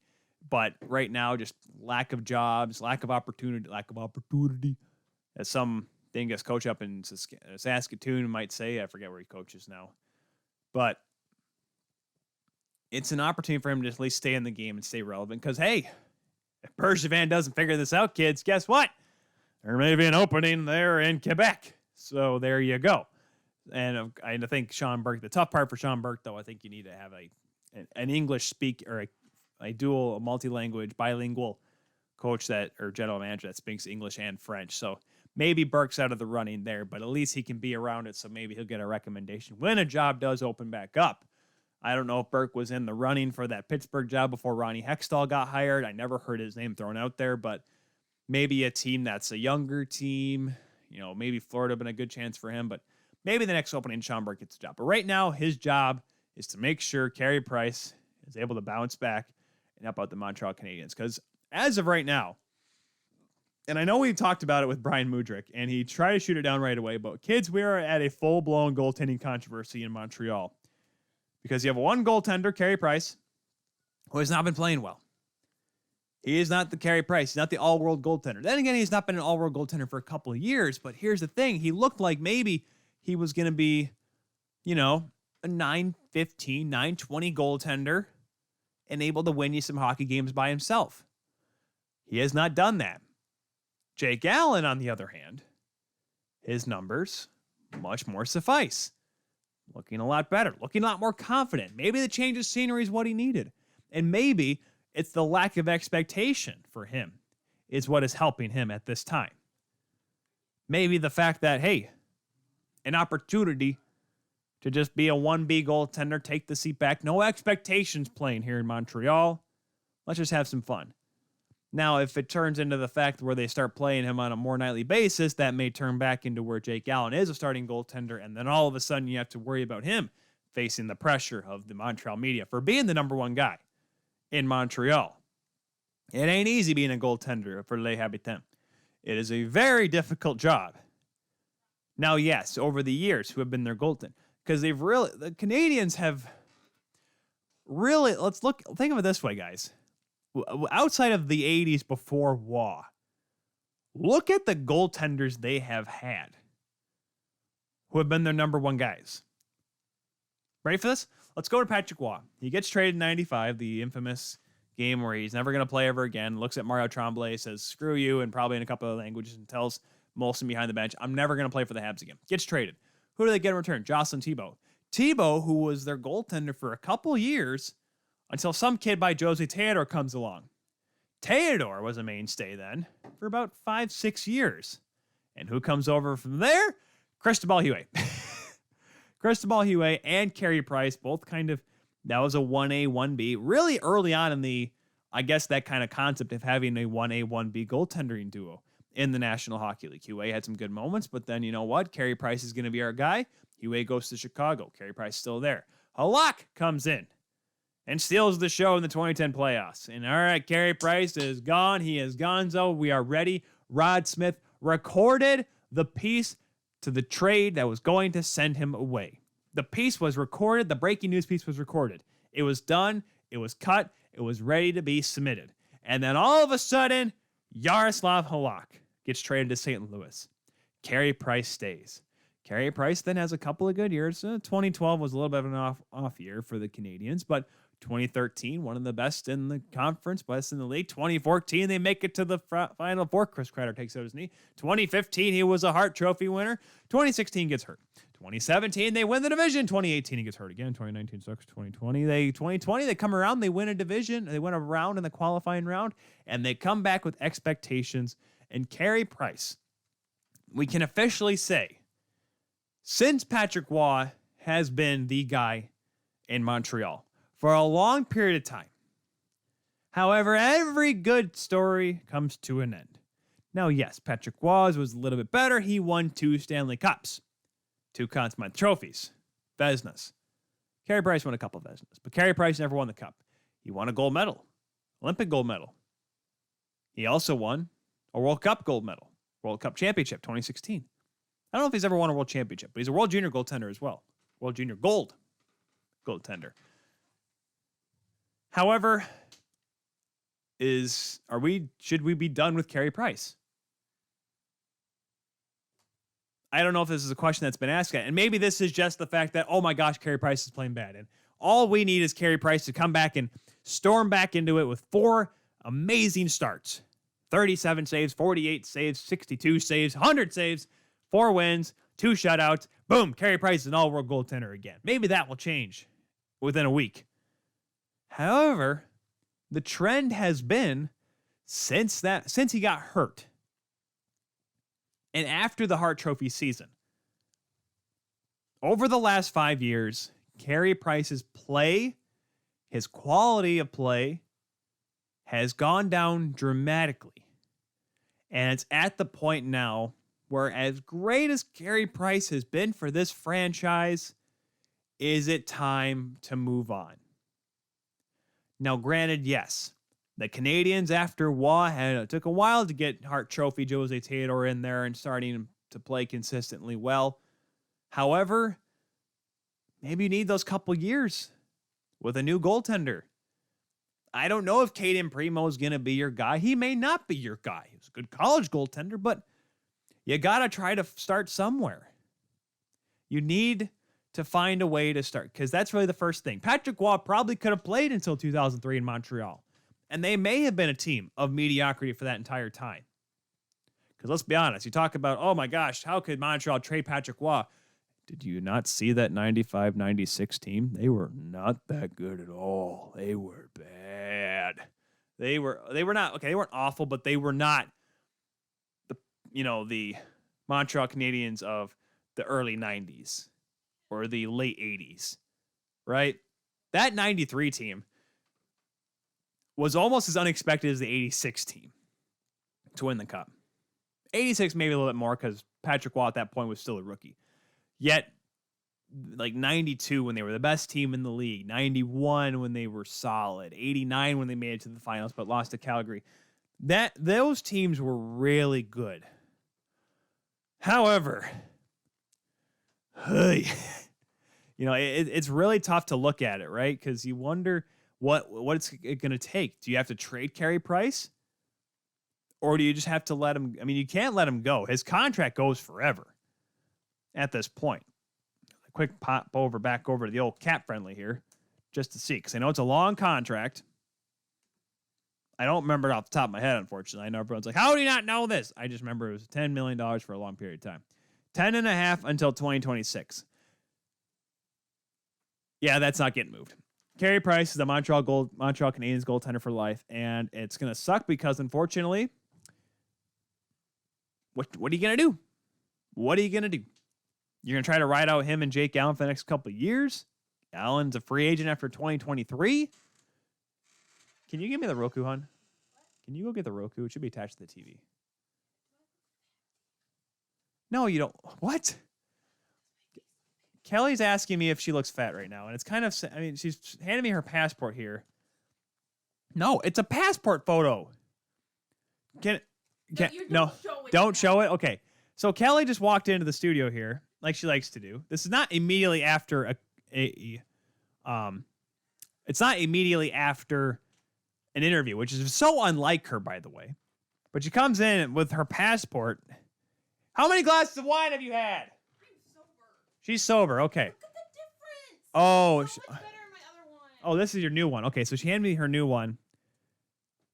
Okay, the one that your old one was your maiden name. It literally looks like you're a serial killer. The other one just looks like you're like, all right, I'm taking this photo because I have to. I prefer the one that doesn't make you look like you're trying. They can't see it. It's far enough away. Just, all right, I'm showing it like this. See that bald eagle? It's a beautiful bald eagle. So they can't see it, but it's like me censoring it. Because it's got like all your numbers, right? Yes. I prefer this one because it doesn't look like you're going to murder the person taking the photograph. You're not fat.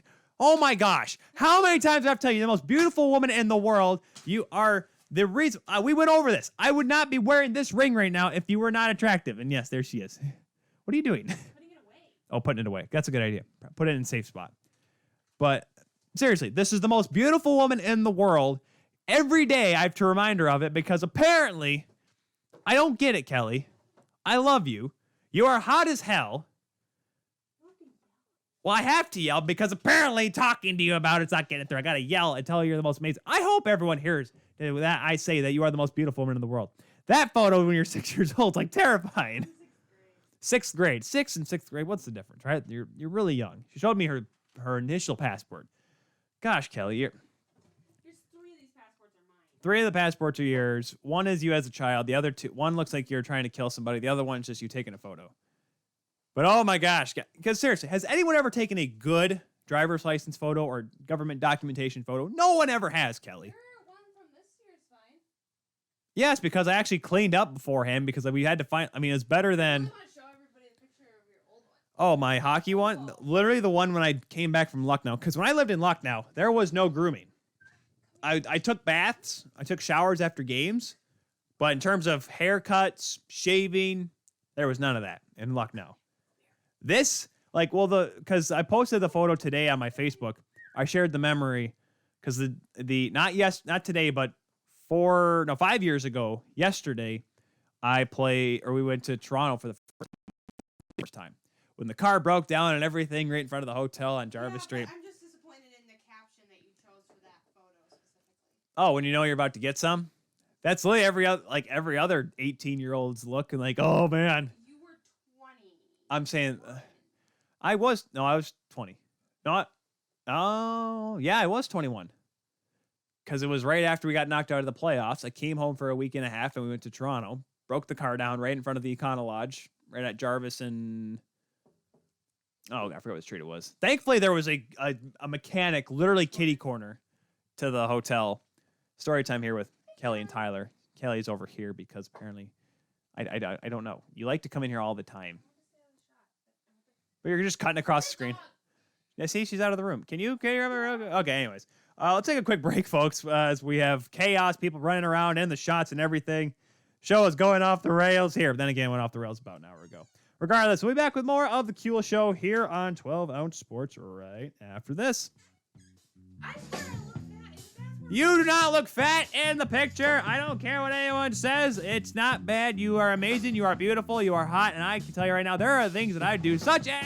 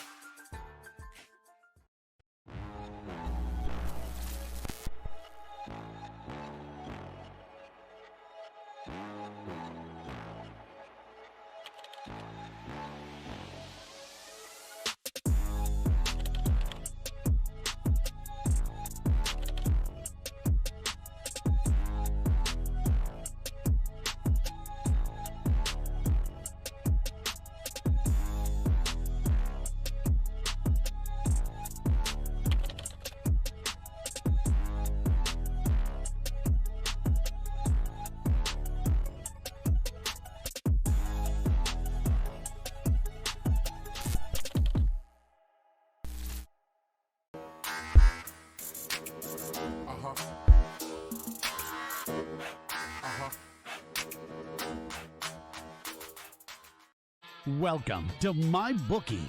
You're ready to create an account and start making money, and we're here to help. And remember, you can get a bonus of up to $1,000 on your first deposit. Now you're ready to bet. Just go to mybookie.ag, visit the sportsbook, click on your bet, and input the amount you want to risk or win in the bet slip. Yes, it's that easy. Just remember, at MyBookie, you play, you win, you get paid.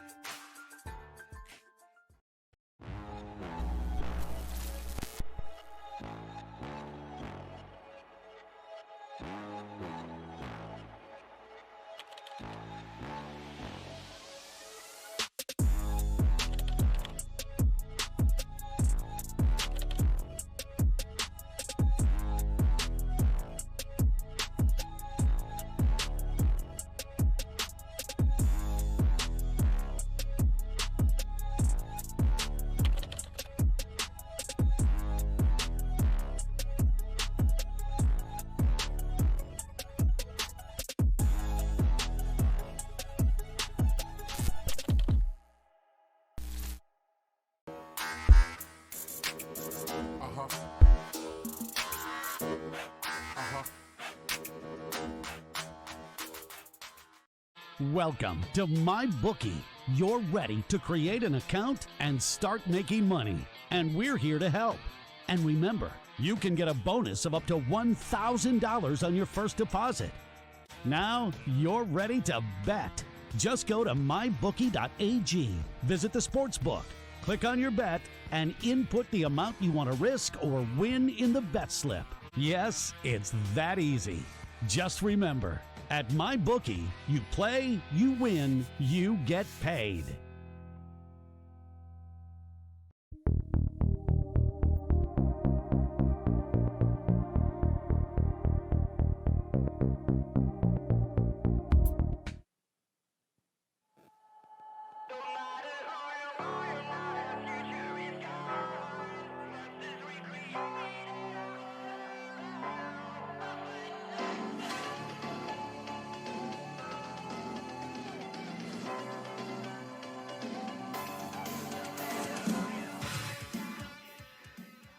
Welcome, everyone, back to the Kula Show here on 12 Ounce Sports.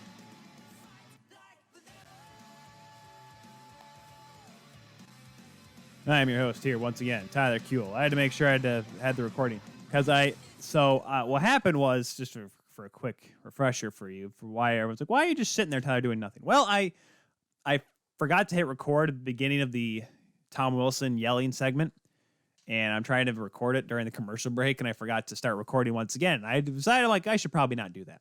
Because it's bad to, I don't want to stay up too late because, like I said, I got to work up in the morning, 2 a.m. Well, I got to be up actually at 1:30. Literally get up, put clothes on, go. I've made breakfast for tomorrow already. Tomorrow, actually, I think maybe a toaster strudel kind of morning, though. Let's be honest. Those mornings where you wake up and you're just like, you know what, kids? We're staying up for this. We're we're not even going to bother doing, anything else. We're not making breakfast. Cereal, toasted strudel, Pop-Tarts, one of those breakfasts. That's what's going to be tomorrow. Pop-Tarts, I used to be a very plump kid. And it's weird because people look at me now and are like, oh my gosh, how you're so skinny, whatever, blah, blah, blah. And when I was in high school, I was the same way. But when I was like in, middle school, like 5th and 6th grade, 7th grade, I got a little chunk on him because I had this problem. I ate a lot. I still do. But I didn't work out nearly as much. So I had a lot of Pop-Tarts. And because I know how dangerous those can be when you're eating them and whatnot, it turns into a bit of a disaster. A little bit terrifying because I eat so many of them that sometimes I just kind of forget. I'm sure I'm not the only person that's ever done this. However, I have literally eaten an entire box of Oreos before. Literally, I'm not saying oh my gosh, how could you ever do it? Well, it happens. I've done it before, and it's one day the sugar crash of all sugar crashes, because I just sometimes I have that problem. I used to have that problem a lot. I still eat a lot of food now. I don't eat as much sweets. It's a lot more greasy food. Like Kelly made these buffalo chicken egg rolls the last couple of nights, and let me tell you, oh man, these things are good. They are so good. Because they're deep fried. Well, not deep fried. They're fried in a cast iron pan. They're good. They're healthy for you, ish. Because you eat a lot of them, because we made it with Frank's. And even Kelly likes them. She's not a big buffalo chicken person either. She likes the barbecue sauce and whatnot. But she makes this stuff up, and it's actually really good. Kelly, who, when I met her, could barely put together a grilled cheese sandwich, now is cooking 3-course meals and stuff. And it's amazing. She makes a really good cobbler. Good, a peach cobbler. I'm not a big peach guy. She makes a really good peach cobbler in the crock pot. So if you ever make your way into West Michigan, back, eventually when we all get vaccinated and we all can hang out together, we're gonna have a cobbler off. A cobbler off? We're gonna have a cobble fest. That's better. Cobble fest. Cobble fest, where everyone makes their favorite cobblers, and Kelly's cobbler will be the best because I don't care what anyone else says. Peach cobbler is amazing. Hers in particular. So let's jump over to the women's hockey side, because today is International Women's Day here, March the 8th, 2021. And it's been an interesting couple of days. First, let's get to the news that came out, not today, but recently. The NCAA Women's Division I National Tournament bracket has been released. And only 8 teams this year, obviously, because, you really can't have a big old tournament. This year, it's going to be on ESPN, the finals and semifinals. That's really exciting. They start up next week. Maybe we'll do a little bit of a preview because they actually start next Monday. So maybe we'll go back to our college hockey scoreboard, maybe, possibly. Who knows? We'll have to wait and see. But here are the matchups as they are listed as of now. Monday, number 1 Northeastern, by far the best team, the number 1 team in the country. Hockey East dominating. Northeastern Huskies taking on number 8 Robert Morris, a pretty good team in their own right. Also number 4 Colgate, the best team coming out of the ECAC, a team that, I'll be honest with you, going into the season, I was excited for Colgate, but I didn't think they were going to jump Clarkson like they did. They'll be number 4 taking on Minnesota Duluth. On Tuesday, number 3 Ohio State versus number 6 Boston College, and number 2 Wisconsin taking on number 7 Providence.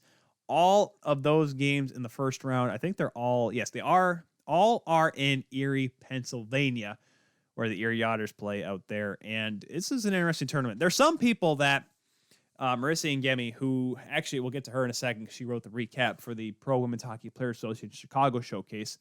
She said that Minnesota should have been over Boston College. And yeah, maybe. I think the biggest problem there was that, if I'm not mistaken, Boston College, let me just make sure before I say something here. The problem, I think, with Minnesota, what happened to them was because they lost in the semifinals in the WCHA tournament.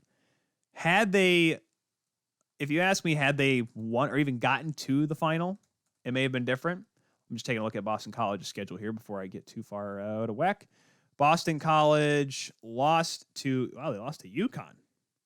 Wow, okay. Maybe she has a point here. Maybe she has a point. Boston College was up there in the rankings for a lot of the part of the season, though. Maybe that's why, because despite the WCHA with Ohio State, Minnesota, Wisconsin, Duluth, really big powers out there. Minnesota State's actually had a pretty good year as well in their own right. The WCHA sometimes still gets overlooked by Hockey East because the Eastern bias, even in college hockey, is very prevalent. And that's why I think BC gets the bid over Minnesota. Had there been a normal year when you maybe can get 16 or maybe an extended field, then possibly. Obviously, there's not nearly as many women's hockey Division I programs than there are at the men's side of things, which is maybe why they can only have 8 teams this year in particular. But I feel like you can expand the field a little bit, make it a little bit more interesting, maybe have 2 regionals, don't have the full, 14 or 16 that the men's have. But, there's always room for opportunity. And, obviously this year with 8 teams, I'm not going to give my picks yet because I'm going to make sure that we'll save that for next week because this weekend's the men's conference tournaments. A lot of those go on this weekend. ECAC's, I believe, is next weekend, not this coming weekend. So we won't really get into much of those as well. We're going to definitely do a lot of tournament preview for that as well. So next week we'll talk about the women's Frozen Four preview. Maybe we'll get someone to talk about that on next Monday's program. Going over to the Pro Women's Hockey Players Association, the Chicago Showcase. Nicole Hensley looking really good. Nicole Hensley, the goaltender for the Americans. I like the way that she has been looking over the showcase. And I'm really the Americans going into the World Championships this year. Right now, it looks like they're getting pushed back to May up in Halifax. But man, as good as Canada has in terms of talent, with still having Poulin around and Decker and Daou, the Americans are looking really good. They have a great goaltender here in Hensley, Kendall Coyne-Schofield. Like I've said, she looks like she can outskate half the guys in the National Hockey League. She is absolutely on fire. She's had a great one. But the story continues with Abby Rock.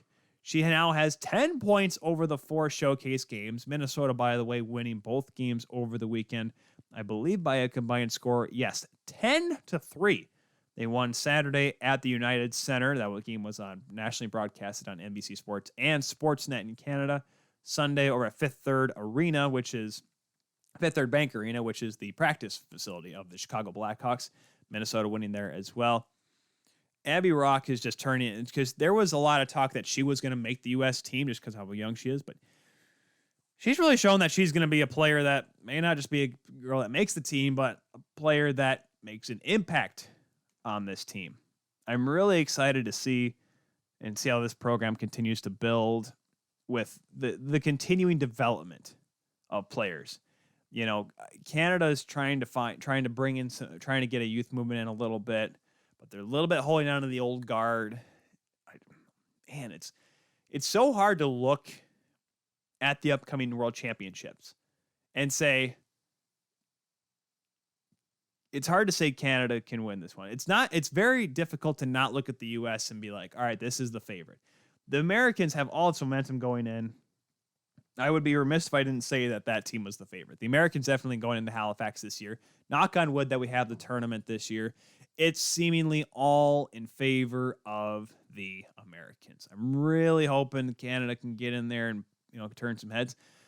But obviously Finland, they're looking. I mean, if they bring a lot of their talent back from the 2019 World Championships, there's an opportunity for them to really show their stuff. Sweden maybe have a couple players that can scare some of the top teams, but it's looking like another Canada-U.S. final. But like I said, there's opportunities for a team to step up and cause an upset or two. But as we talk about International Women's Day, you like to have news in hockey. And I'm really interested because today the news came out that the National Women's Hockey League, the NWHL, is going to come back to finish the 2021 Isabel Cup. That news coming out today. It's going to be awarded on March the 27th. They'll be at Boston's Warrior Ice Arena, which is the practice facility of the Boston Bruins. Exclusive coverage in the United States by the NBC Sports Network, which was going to happen for the semifinals and final when they were in Lake Placid. However, obviously, they just need to find a way to get this thing done. But the way it's going to work, they'll play the 26th and 27th. The games will consist of, there we go. I was looking for the schedule. On the 26th, the number 1 seed Toronto 6, led by their president and head coach, the almighty powerful, super energetic, despite no matter how old she gets, she still has all the fire within, Digit Murphy. Taking on the number 4 seed, Boston Pride. A playoff game between Toronto and Boston. Guys, I don't know if I can handle this. Listen, Boston, the thing with Boston during, this is going to be you look at the seeding and they're going to go off what they had at the end of Lake Placid. I get that. But there's so many X factors and such a massive 8-ball going into this thing because you don't know what these teams have been doing in this time. Obviously, we talked with Dan Rice a couple weeks ago from the Hockey Writers. We were talking about how teams are just trying to get healthy again because a lot of players ended up getting COVID in that bubble, quote unquote bubble. But Toronto, we really saw a team that, whether it was catching the other teams by surprise or just playing better, Michaela Grant-Mentis, and they had a great goaltending performance. The Six looked like the best team. I don't think anyone was questioning it. The Metropolitan Riveters, I think, may have been the team to really give them a challenge, but they had to pull out really early in the tournament. Boston's problem going in, and like I said, we'll get more of a breakdown, more of maybe a preview when we get closer to the 26th. So the week before, which I think would be the 25th, 21st. What's 14 days from now? 22nd, the March 22nd show of TKS here on 12 Ounce Sports. I'm really interested to see what happens there because Boston had a team that just they had a great first game, but went dead cold after that for the remainder of the original preliminary round robin. But then they go in this 3-game set with Buffalo, and holy cow, their offense. I mean, after that first loss, they won the next 2 games. Their offense came alive, and you just see the pride. And now they're going to come back rested. They're going to come back ready. This is not a typical 1 versus 4 where one team is a lot better than the other. This is going to be a 1 versus 4 matchup between 2 teams that, yes, Toronto beat Boston in that round robin, but Boston's coming back, and they were hitting on all cylinders heading into that Final Four, where the Pride, I think, would have actually ended up been in the 3rd team when Connecticut pulled out. I know there's a lot of people in Buffalo that are TO'd about it because the news came out during Game 3 between Boston and Buffalo in that best-of-3 series, see who would actually clinch that 4th spot in the Final Four, that Connecticut pulled out of the tournament. So the game didn't matter. The game was just going to determine who got 3rd place, and then the other team would have finished 4th. And now, with Connecticut being inserted back in, that game ended up mattering. But I'll tell you right now, for the people that are, I don't want to say defending the Buffalo Buttes, but the teams that are coming out and saying that, hey guys, Buffalo, didn't get a fair shake. I don't know if it would have mattered if that was a game, if that game ended up being a determining factor. If you went back and played it, Boston still won by a lot. Buffalo, at the time when they said the Connecticut Whale was going to, at least when it became officially announced, when the news went live, Boston was absolutely hammering. They were on all cylinders. Heading in to that Game 3. I don't think Buffalo would have won that game, even if it meant getting the 4th seed or not. Shout out for them for getting a really good game out of the first one of that series. But Boston was just firing everything into the Buffalo goal that Game 2 and Game 3 as well. So I believe Boston is the true number 4 seed, despite the way it turned out. Obviously, it's a bummer that the Riveters don't get a fair shake as well, because I thought Sonia Kelly was looking really good in that tournament in goal for them.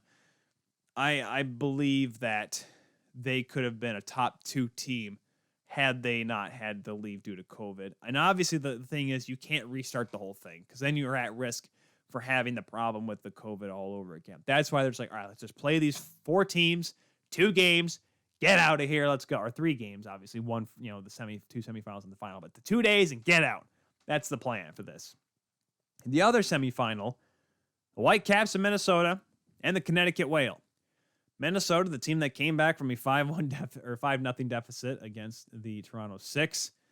and won a game there that ended up being a big factor for them in terms of getting them into the what would have been the initial Final Four against Connecticut Whale team that, they were right in the thick of it. They were looking like a team that could have probably stunned the Whitecaps in the Final Four. They turned things around after their first loss, but I don't know. It's going to be an interesting matchup. I think the Whitecaps have the advantage. I'll say this, and like I said, it's a complete wild card what happens going into these two games, these two semifinals. If we look back at the numbers, the Toronto-Boston game, if we went back in time, if we did play those semifinals, that 1 versus 4 is a lot different because of the fact that Boston was really picking up a lot of momentum. Minnesota, I still favored over Connecticut going into that Final Four because Connecticut, while they were a team that, could have obviously stunned the Whitecaps, it just seemed like Minnesota had more firepower. They seemed like they were going to be able to really try to turn some heads, and they could have been a team in the final out of that semifinal. So now, like I said, Connecticut may have been trained. They may be ready. They're all rested, ready to go. They may go in and kick the teeth down and kick the door down over the Whitecaps and may win easily. That could easily happen. But going back, if we're going to look at those numbers back then yes, I will say that the Whitecaps are the favorite. Now, of course, we had this problem with the bubble playoffs last year where we all said, but the Edmonton Oilers are better than the Chicago Blackhawks based on the regular season. And then the Chicago Blackhawks are the ones that are actually going into the Stanley Cup playoffs, beating the Edmonton Oilers. Same thing with Pittsburgh. Montreal is the worst team heading into this bubble. No chance they beat Pittsburgh. They beat them 3 straight. So I think we got to take that grain of salt into this Isabel Cup semifinals because who knows how maybe Toronto 6 will come out absolutely flat like they did. They didn't come out flat in that game 1 against Metropolitan Riveters. They just got stonewalled, but they weren't able to find the back of the net. They couldn't get the grade A chances that they were able to get as the tournament went along, which led to them absolutely just hammering opponents. So, you're right. It could be Toronto could put 6 up on the Boston Pride. The Pride could put 6 up on the 6, which would be absolutely the worst thing to happen for me because another playoff game that Boston beats Toronto in. I can't do it again. And Minnesota may easily take 1 from Connecticut, but Connecticut may stone Minnesota. We may have an old-fashioned Adams division final between the Connecticut Whale and the Boston Pride, which I'm pretty sure everyone that's not named Alf Samuelson will be like, oh boy, this is war. Because Alf Samuelson's like, I don't care. I need Cam Neely, and that's all I do. Because that was the game that was played by lovely and amazing Alf Samuelson. And by amazing, I mean absolute turducken. Alf Samuelson, well, I would like to think Alf Samuelson would be handed supplementary discipline for his work back in the day if he played in today's game. But as we learned in our segment earlier today, I don't think it matters. I don't think what it matters what area you play in. Apparently, you can just hit guys in the head and knee them and kick them in the back of the leg, and you still don't get suspended. So, International Women's Day, it's really cool because there's been a lot of awesome features on women's hockey players. There's so many great players that have done a lot for the game, but not just, United States and Canada. I remember Nora Ratty, the Finnish goaltender, she actually joined the national team when she was 16. And a few years later, the 2010 Olympic Games, Finland won a bronze medal. And she was a big part of the 2019 team that made it to the final of the World Championships that should have won the gold medal. I still hold that fact, still stand by that. But, her, Alina Mueller, is a very young kid. She was 15 years old. She's the youngest Olympic hockey medalist. They won bronze in the 2014 games in Switzerland. I love, the fact that women's hockey is starting to grow. And when we talked with Digit Murphy a couple months ago, I should have queued up the interview, but we talked about why Finland winning that game would have done more for women's hockey than it would have if the Americans won. Of course, yeah. Do I want Canada to win this spring in May in Halifax? Of course. Do the Americans want the United States to win? Of course. But would it mean as much as Finland winning? Would it mean much as the Swiss getting to the final? I don't think so. But I'm not saying that we should cheer for other teams, because obviously if you're cheering for your country, absolutely do what you want to do. I'm not going to stop anyone from doing that. But what I'm saying is the game is growing, and it's exciting to see that. And I think once we're heading in that direction, guys, we hit a little bit of a roadblock. As if I have like I'm an influence on the women's game. But the women's hockey has hit a bit of a roadblock due to this pandemic because the signs were going. Everyone like that women's hockey league, the fully functioning pro women's hockey league, the fully salaried, the whole 9 yards. That's right around the corner, and budgets get wrecked by the pandemic. But look at all the sponsors that have joined in. Sonnet Insurance, Team Adidas. There's a team called Adidas in the Pro Women's Hockey Players Association Dream Gap Tour. Dick's Sporting Goods, Discover with the National Women's Hockey League. Big companies putting big money towards women's hockey for both entities. I'm excited. They're heading in the right direction. They're back on track. Will the timeline be extended a little bit? Yeah, probably. Because here's the thing. In order for it to be, more of a global league or leagues or organizations, you got to be allowed to have players play in Canada because they really want to have the Dream Gap Tour. They want to have one Dream Gap showcase up in Canada before the World Championships. However, as I look at it here, we're on March the 8th. We're 2 months away from the World Championships, which could obviously definitely change. They could be pushed back to June or whatever, but you want to make sure everyone's ready to go. So you're not going to want to have a Dream Gap Tour in late April when you're like 3 weeks away from the tournament and risk players being injured. I don't want to have that happen. So I'm interested to see what happens, but it's great because there's so many great names over the years. Of course, you look at the 98 U.S. Olympic team, Hillary Knight, Cammy Granato. Or Hillary Knight's nowadays, but Cammy Granato back in the day, Shelley Looney. And, of course, for Canada, Haley Wickenheiser, my dog's namesake, for gosh sakes. And then even further back, Angela James and Caroline Ouellette, who's been another great name recently. And there's been so many players over the last 20-some-odd years, but there's been so many players that have gone even longer that in the early days of the World Championships in the 90s. And that's why talking with Digit Murphy was such a big deal because she's been in the game. She was doing women's hockey, coaching at Brown, long before it was an NCAA sport. Back when it was, all right, there's a group of us that want to keep playing against each other. Not really school funded, but let's give her a go. It's a really great story that this program's that women's hockey's come so far in the last 30 years, but I just think it's going to continue to climb. And that's what we see, especially on International Women's Day, all the great praise that we've seen for women's hockey. Words are tough. So we're in the last 25 minutes and change here on the Kuehl Show. Puck drop just moments away between Minnesota and Vegas. Unfortunately, we can't have it on the screen in here because guess what, kids? It's on the NHL Network, and I'm not dumb, and I'm not going to get that dumb Sling TV. Just get the NHL Network, even though I really do want it. And getting satellite TV is just not in our budget right now. We have the Hulu TV, and we have ESPN Plus, the Disney bundle, or whatever, so that's how we get that. So that's why that's an extent of our television experience. And I don't know why the NHL decided, hey, let's have all these games.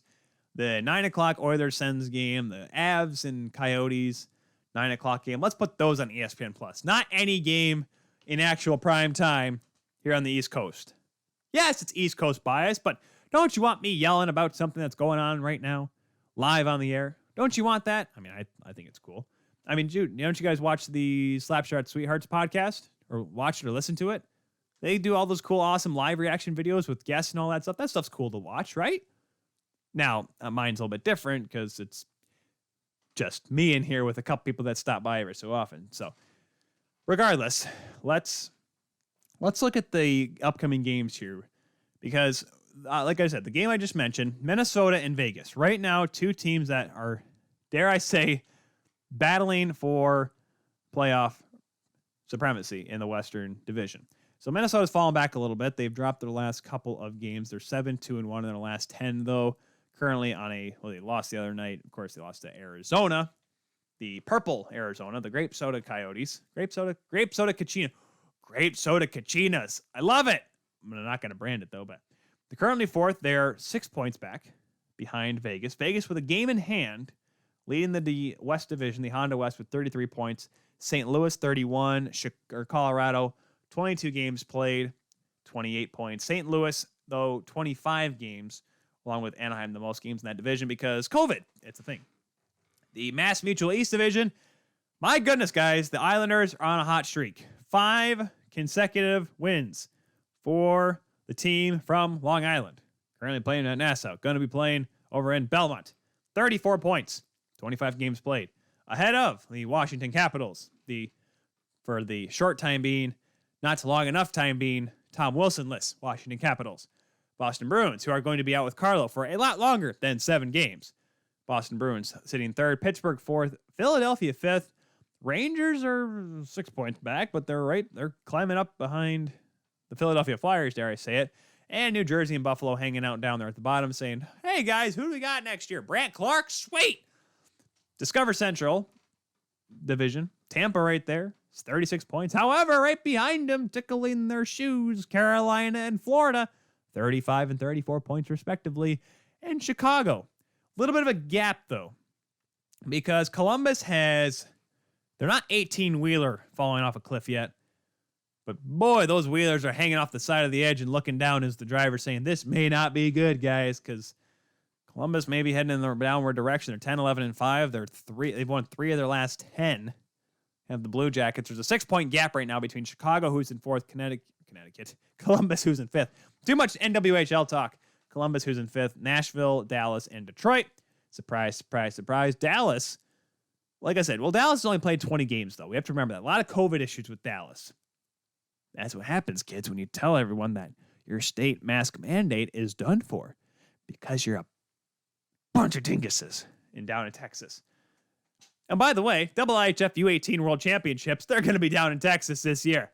Awesome. Because hey, they're not having to test down there. We can bring everyone down there. Everyone can get COVID. Who cares? Right? Exactly. I'm pretty sure that's how it's going to go. But Dallas, obviously, like I said, they're compared to Tampa. Tampa, they have 3 games in hand on Tampa, 5 games on Nashville, 6 on Chicago and Columbus. So Dallas can make up room here. They sit 7th, but like I said, there are a lot of points back, but those could be 5 wins they could make up if they can somehow get those games in before the end of the season. Because right now, points percentage-wise, they are still, in fact, 6th. Because Columbus, right now, 48.1% winning percentage. Dallas is 47.5%. So Dallas is technically, if it were to be the whole points percentage at the end of the day, they would be still out of a playoff spot at this time. To the Scotia North, Toronto, Winnipeg, Edmonton, Montreal, Calgary, Vancouver, Ottawa. We mentioned them a little bit with Cody Janzen at the top of the show. And we talked a little bit about that. So be sure to check out the replay if you missed that interview. That was right off the top of the program. Catch it on your favorite podcatcher, Spotify, iHeart, Google Podcasts, Apple Podcasts, TuneIn Radio, Radio FM, or whatever weird, awkward podcast site. We're on it. I've done a couple of deep searches, and we're on a lot more websites than I thought we were. But we're on the main ones. We're on the big ones, which is probably why we go on all the other small ones.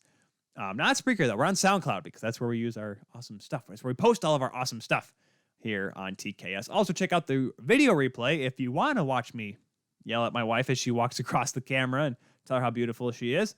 I do that on the YouTube channel, the Keel Show YouTube channel, which, by the way, may have another high school game coming up this week. I'm not sure yet. I reached out to a couple teams. One already said no because they already have their own dad that calls a game. Good for them. It's whatever. You want to call that game and just have a one-sided broadcast, be my guest. Because the MHSA this year is allowing anyone to broadcast games like video-wise, whereas in years past they don't allow them because they have to pay to watch games. So this year it's a little bit different because, it's, pandemic and not many people can go to games. So, or not as many. Obviously it's increased a little bit, but heading to tournament time, it's changing slightly, but as of right now, anyone can broadcast games if they want to. Hence why we've been doing them. But like I said, stay tuned at The Kula Show, Twitter, Facebook, and Instagram for an update on that. We'll be looking for either Wednesday or Thursday because I got a busy Friday and Saturday coming up here for Davenport. So we'll stay tuned on that front. Now, looking at the games to what to watch for this week on TKS, I'm really excited. Like I said, this Minnesota Vegas game, they play tonight, they play Wednesday. It's really hard for me not to get too excited for it because man, if Minnesota can pull this off where they can win the division, I think it'll mean more to them to win the division than it would be to Vegas. Because Vegas is supposed to be good. Minnesota, nobody thought they were going to be this good.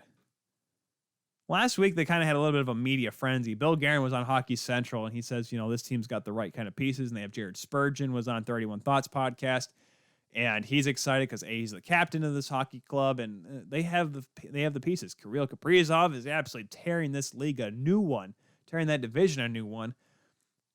And this kid's a rookie. I'm like, if he can keep this up, my goodness, guys, you hope, knock on wood, he's not a one-hit wonder because he can be a superstar before we know it. And Vegas, they've turned into a really old team over the last couple of years of all the players they've picked up. But there's another team that has an opportunity to, they could be. They probably are. They were the favorite going in. Them and Colorado were the top two teams coming out of that West Division. Everyone was talking about. I don't know if they can do it again. We'll talk about tonight's games. We got Ottawa and Edmonton, which I didn't think was going to be a decent matchup, but Edmonton, who had Calgary, took care of Calgary on Saturday night, Hockey Night in Canada. Ottawa, who just beat Calgary last night. Second half of back-to-back for them. That's probably where the Oilers will be able to take advantage of it. Arizona and Colorado. Hey, who knows how that game's going to turn out tonight. Colorado, who is as consistent as the mountains that they can walk on around the area because they're really good. They're solid. But at times they just take dips when they don't need to, and they play lackluster at times. Eric Passolano, I know we talked about it with him. He says he's so confident in this team since the last time they won a cup back in 2001 that he's confident in this team to win it all. Well, I think they got to bounce back here because I believe, if I'm not mistaken, let's take a look at their thing. They've won 6 out of the last 10 games. They did drop the overtime game the other night to Anaheim, so obviously be interesting to watch that.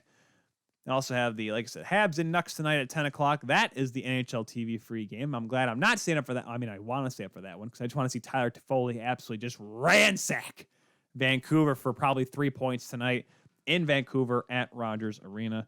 Kings and Ducks. I don't want to say LA's come back down to earth, but they have won 6 of the last 10 games. The last couple, they're back out of a playoff spot right now, 2 points behind Minnesota. Anaheim good now? I mean, I don't know. They play well against Colorado, so I don't know. I mean, Anaheim's an interesting team. I had high hopes for them. Tomorrow, you got the Rangers and Pens. Pens trying to get a little bit more comfortable into a comfortable playoff spot. The Islanders, the red hot New York Islanders meeting the Boston Bruins.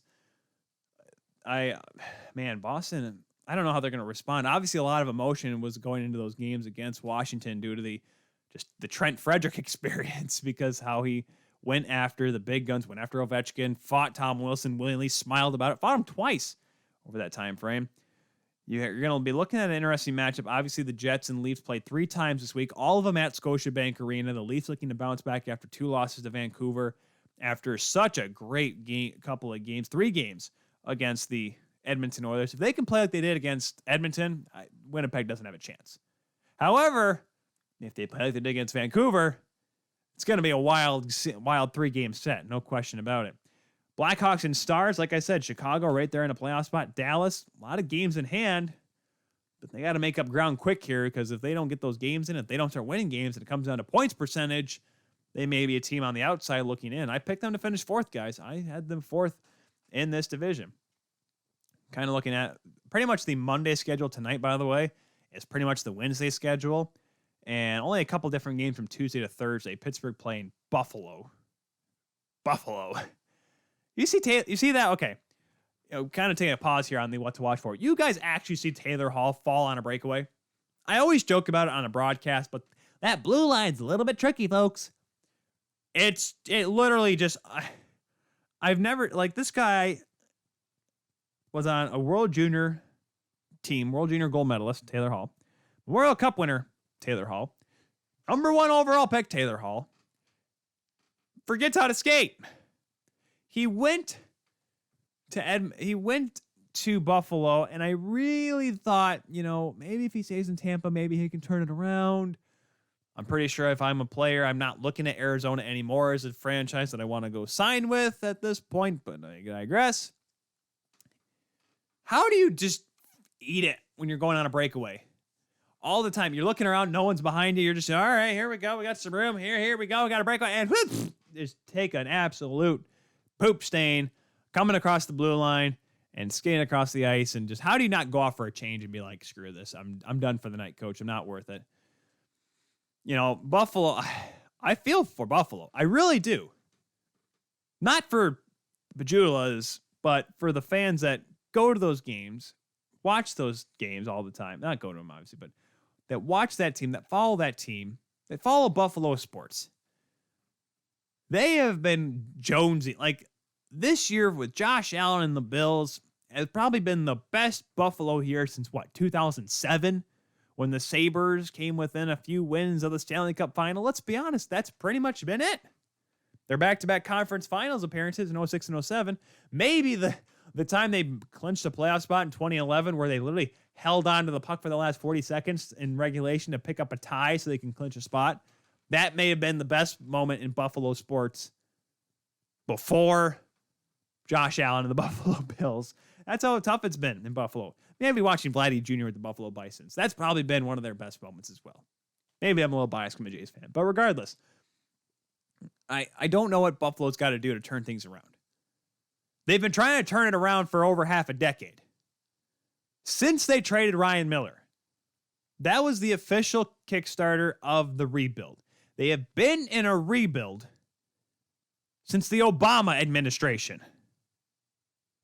Since when Pierre Trudeau was no more than a candidate. Stephen Harper was prime minister in Canada. That's how long ago Buffalo was a competitive hockey club. That's how long it's been for this rebuild. Nothing has changed. The ownership has changed. General managers, plural, have changed. Head coaches, multiple, have changed. Captains, goaltenders. Nothing. Absolutely nothing has changed. They have Jack Eichel. I look at Jack Eichel, and the player that comes to mind all the time, whenever I watch him, I don't want to say Connor McDavid, because Connor McDavid, now the Oilers are actually in a playoff spot and a little bit more consistently a presence in the postseason, at least over the last couple of years. But you look at a guy like him, and for the longest time, I'm trying to think of another top guy that was part near wasted like this. You know, thankfully for the Vancouver Canucks' sake, the Sedins eventually got into the playoffs. Like, was it their second season? You know, there were so many.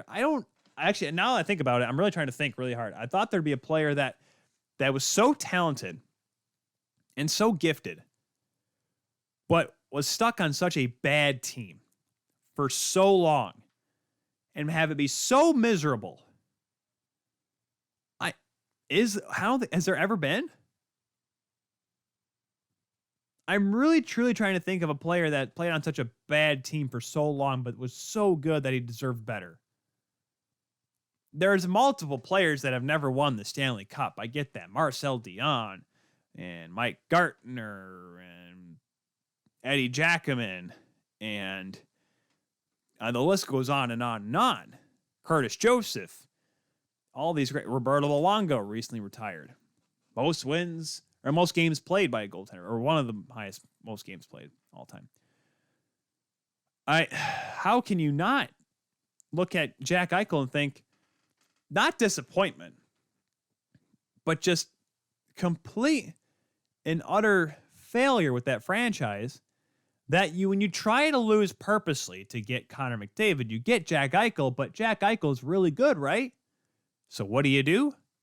Waste his talent his entire career. It's never been done before. Not that I can think of. This is why I need to get Jeff Merrick on my show. Jeff, has there ever been a player that has been so good, but his team sucked for pretty much its entirety of his time there? Taylor Hall played on such a bad Oilers team, but here's the thing. Jack Eichel is twice the player Taylor Hall is. I don't know what to say about Buffalo, guys. They're a team that struggles. They're a team that's bad. They suck. And they're going to continue to suck. Firing Ralph Kruger is not going to change a darn thing. Getting rid of the guy just started, Kevin Adams, but what's he supposed to do? If someone hands you, a suitcase filled with poop, it takes a while to clean it out and get that stench out of there. You need the right people to help you clean it out, but unfortunately, right now, he doesn't have that. Doesn't have that ability. What, get new ownership? Sell the team? I don't know what the plan is to make this team better. It's the most dumbfounding thing. With the Toronto Maple Leafs in the early 2000s or the late 2000s, 09, 10, 11, it was, all right, this team's bad. It was bad trades after bad trades after bad trades, and Ron Wilson and Randy Carlyle, hey, 2013, and then back to mediocrity and failure. But at least they eventually found the right formula, the Shanna plan, getting Lou to come in, getting, Kyle Dubas to start developing. Mark Hunter was a great scout, and that turned the franchise around. And now they're a team that has the chance to win the division this year and be a real competitive team.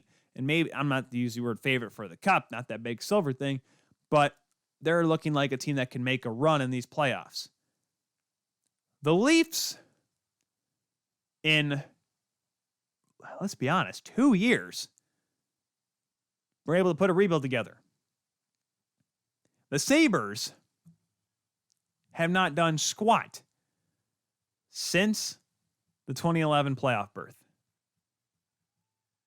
It is incredibly miserable to look at that franchise and to think it's going to get better anytime soon. And unfortunately, I'm not smart. I'm really not. You guys know this. You watch all the time. You listen all the time. You get it. There is no way that I can try to tell you what's going to change this franchise. I really don't. I don't know if there's someone that needs to go in there and start. Ralph Kruger is a decent coach, but we thought Phil Housley was a decent coach. Coach well at the World Junior level. I don't think. I'm trying to think of a coach that could step in there right now and do stuff. There's no coach, no former coach or no current coach that could go to the Buffalo Sabres. Barry Trotz could go to the Buffalo Sabres. Still miss the playoffs. That's how bad Buffalo is. Rounding out the rest of the week in terms of games, Blues taking on the Knights. That'll be a tough one. Arizona and Minnesota. We talked about their game last Saturday. Avs and Kings. That could be a real stunner if the Kings can really maybe pull something out of their behind.